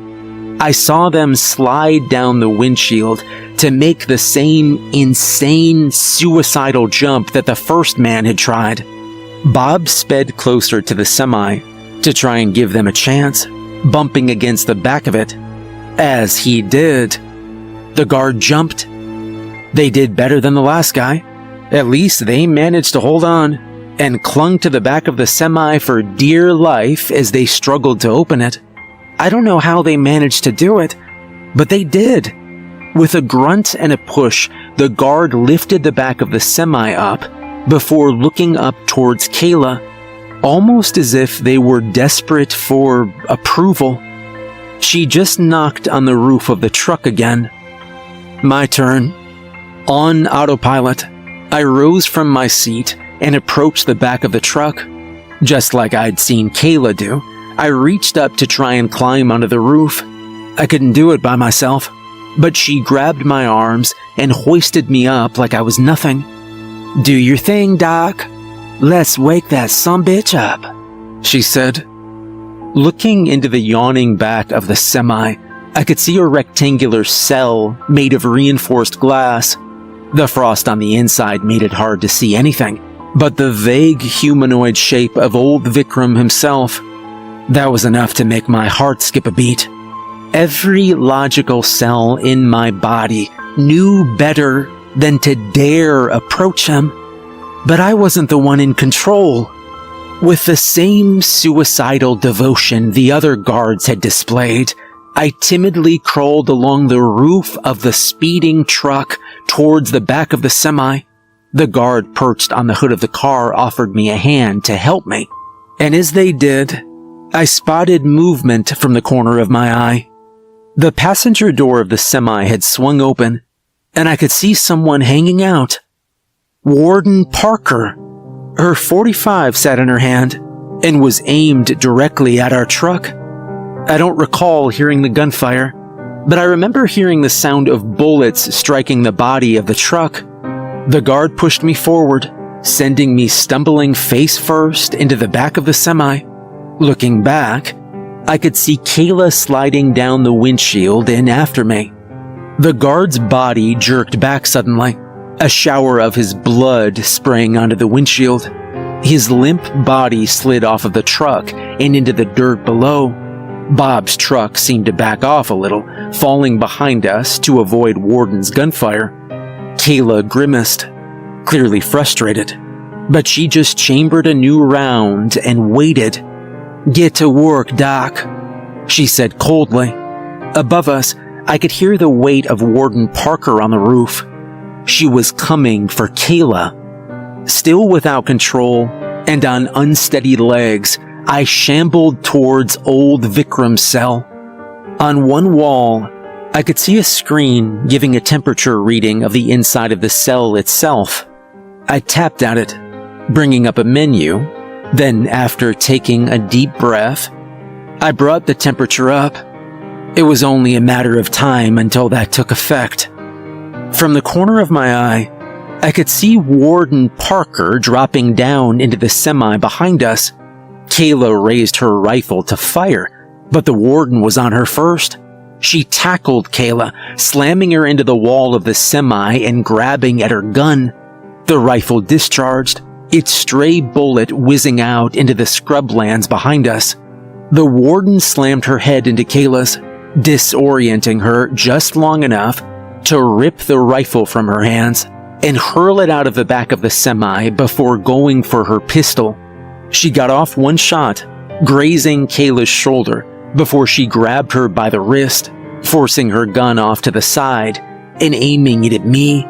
I watched as the two struggled for a moment, trying to gain control of the gun. I could see Kayla pushing the barrel back towards the warden's head.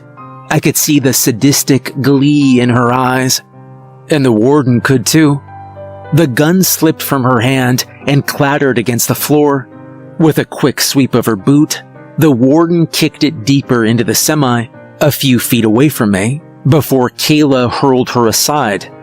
Kayla spat and licked her lips, eyes focused on Warden Parker like the apex predator she was. She raised a hand to the graze on her arm and admired the blood for a moment, before looking back at the warden. "Well then, I guess we're doing this the old-fashioned way then, huh? Come on, vampire. Let's dance." I can't tell who moved first. Their motions were nothing but a blur as they came for each other with blinding speed. I could see the warden coming in high and Kayla coming in low. She drove her fist into the warden's stomach and hoisted her over her shoulder, dumping her onto the ground behind her. The warden recovered quickly though, and as Kayla came at her again, she caught her by the throat and threw all her weight against her, pinning her against the wall and driving her fingers into her gills. Kayla let out a shriek of pain, kicking and scratching at the warden before kicking her off of her. And then behind me, I could hear the shifting of old Vikram and a low grumble as he started to awaken. His narrow, bark-like limbs seemed to twitch. His fingers flexed. I could sense him awakening. As Kayla and the warden brawled behind me, I watched as old Vikram outstretched his arms, pressing them against the glass of his enclosure as he began to orient himself. I could see his eyes fixating on the fight near the back of the semi, and then I saw them fixate on me.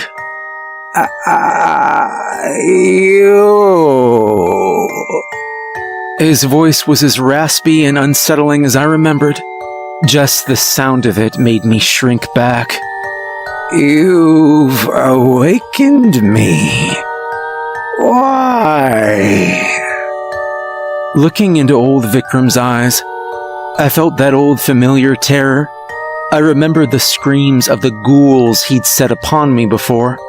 I remembered the way they'd all had my father's face.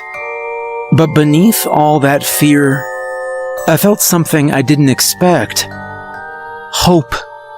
Kayla never technically told me to tell old Vikram that she'd awakened him.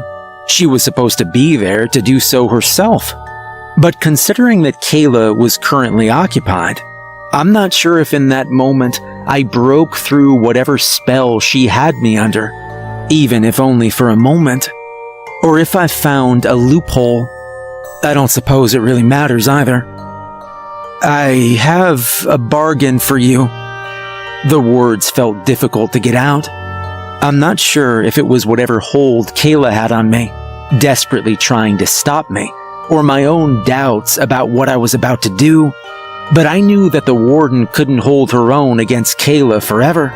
Sooner or later, she'd either end up hurled out the back of the semi, or dead. This was the only option. "I free you. You free me."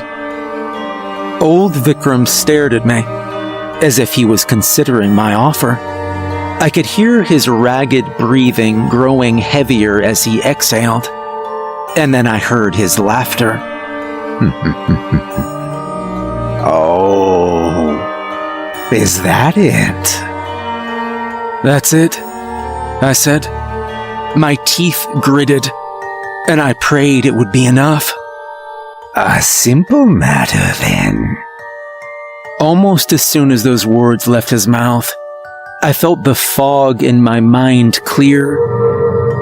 My muscles seemed to relax, and I felt my legs give out beneath me.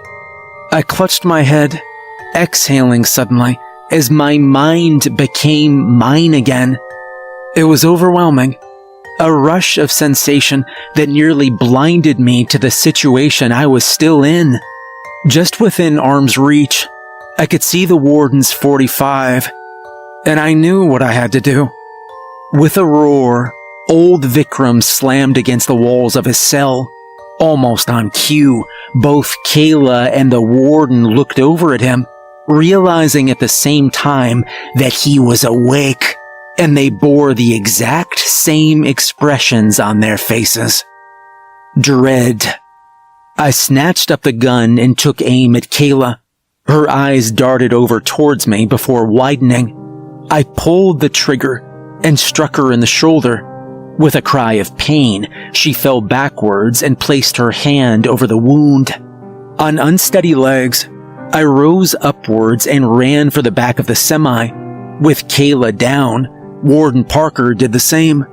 We threw ourselves out, landing hard on the ground beneath us as the semi sped away, with Kayla still in the back and old Vikram tearing himself free from his captivity.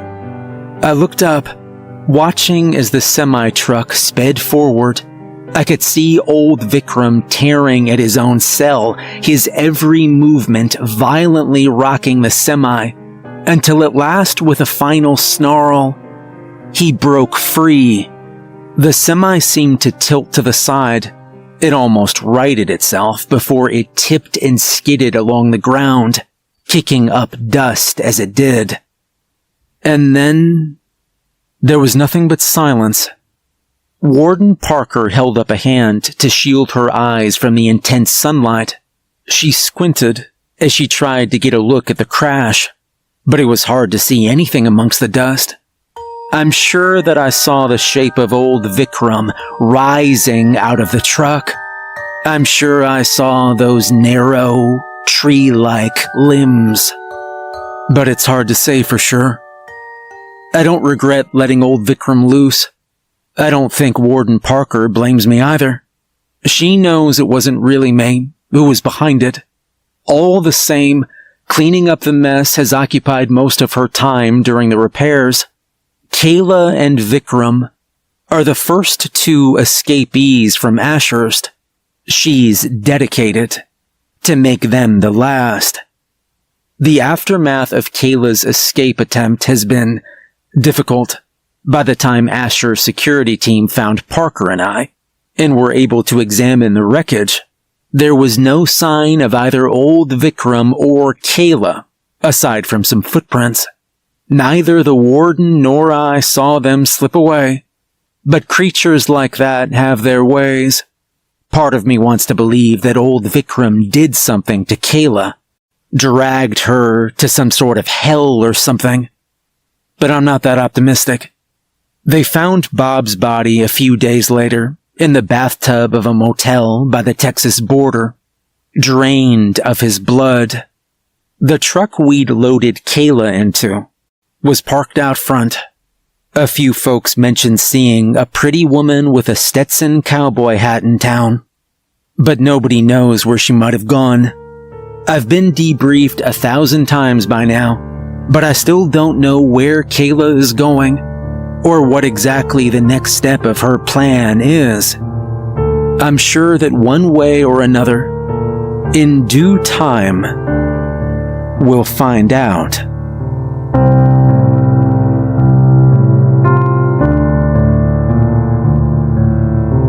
Hey everyone, remember to like and subscribe if you enjoyed the video. If you'd like to support me more, there's a link to my Patreon in the description. And a big thank you to the author Head of Spectre. There's a lot more stories like this on their Reddit page, so make sure to check it out.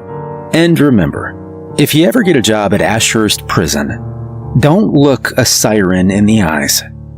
Have a good night.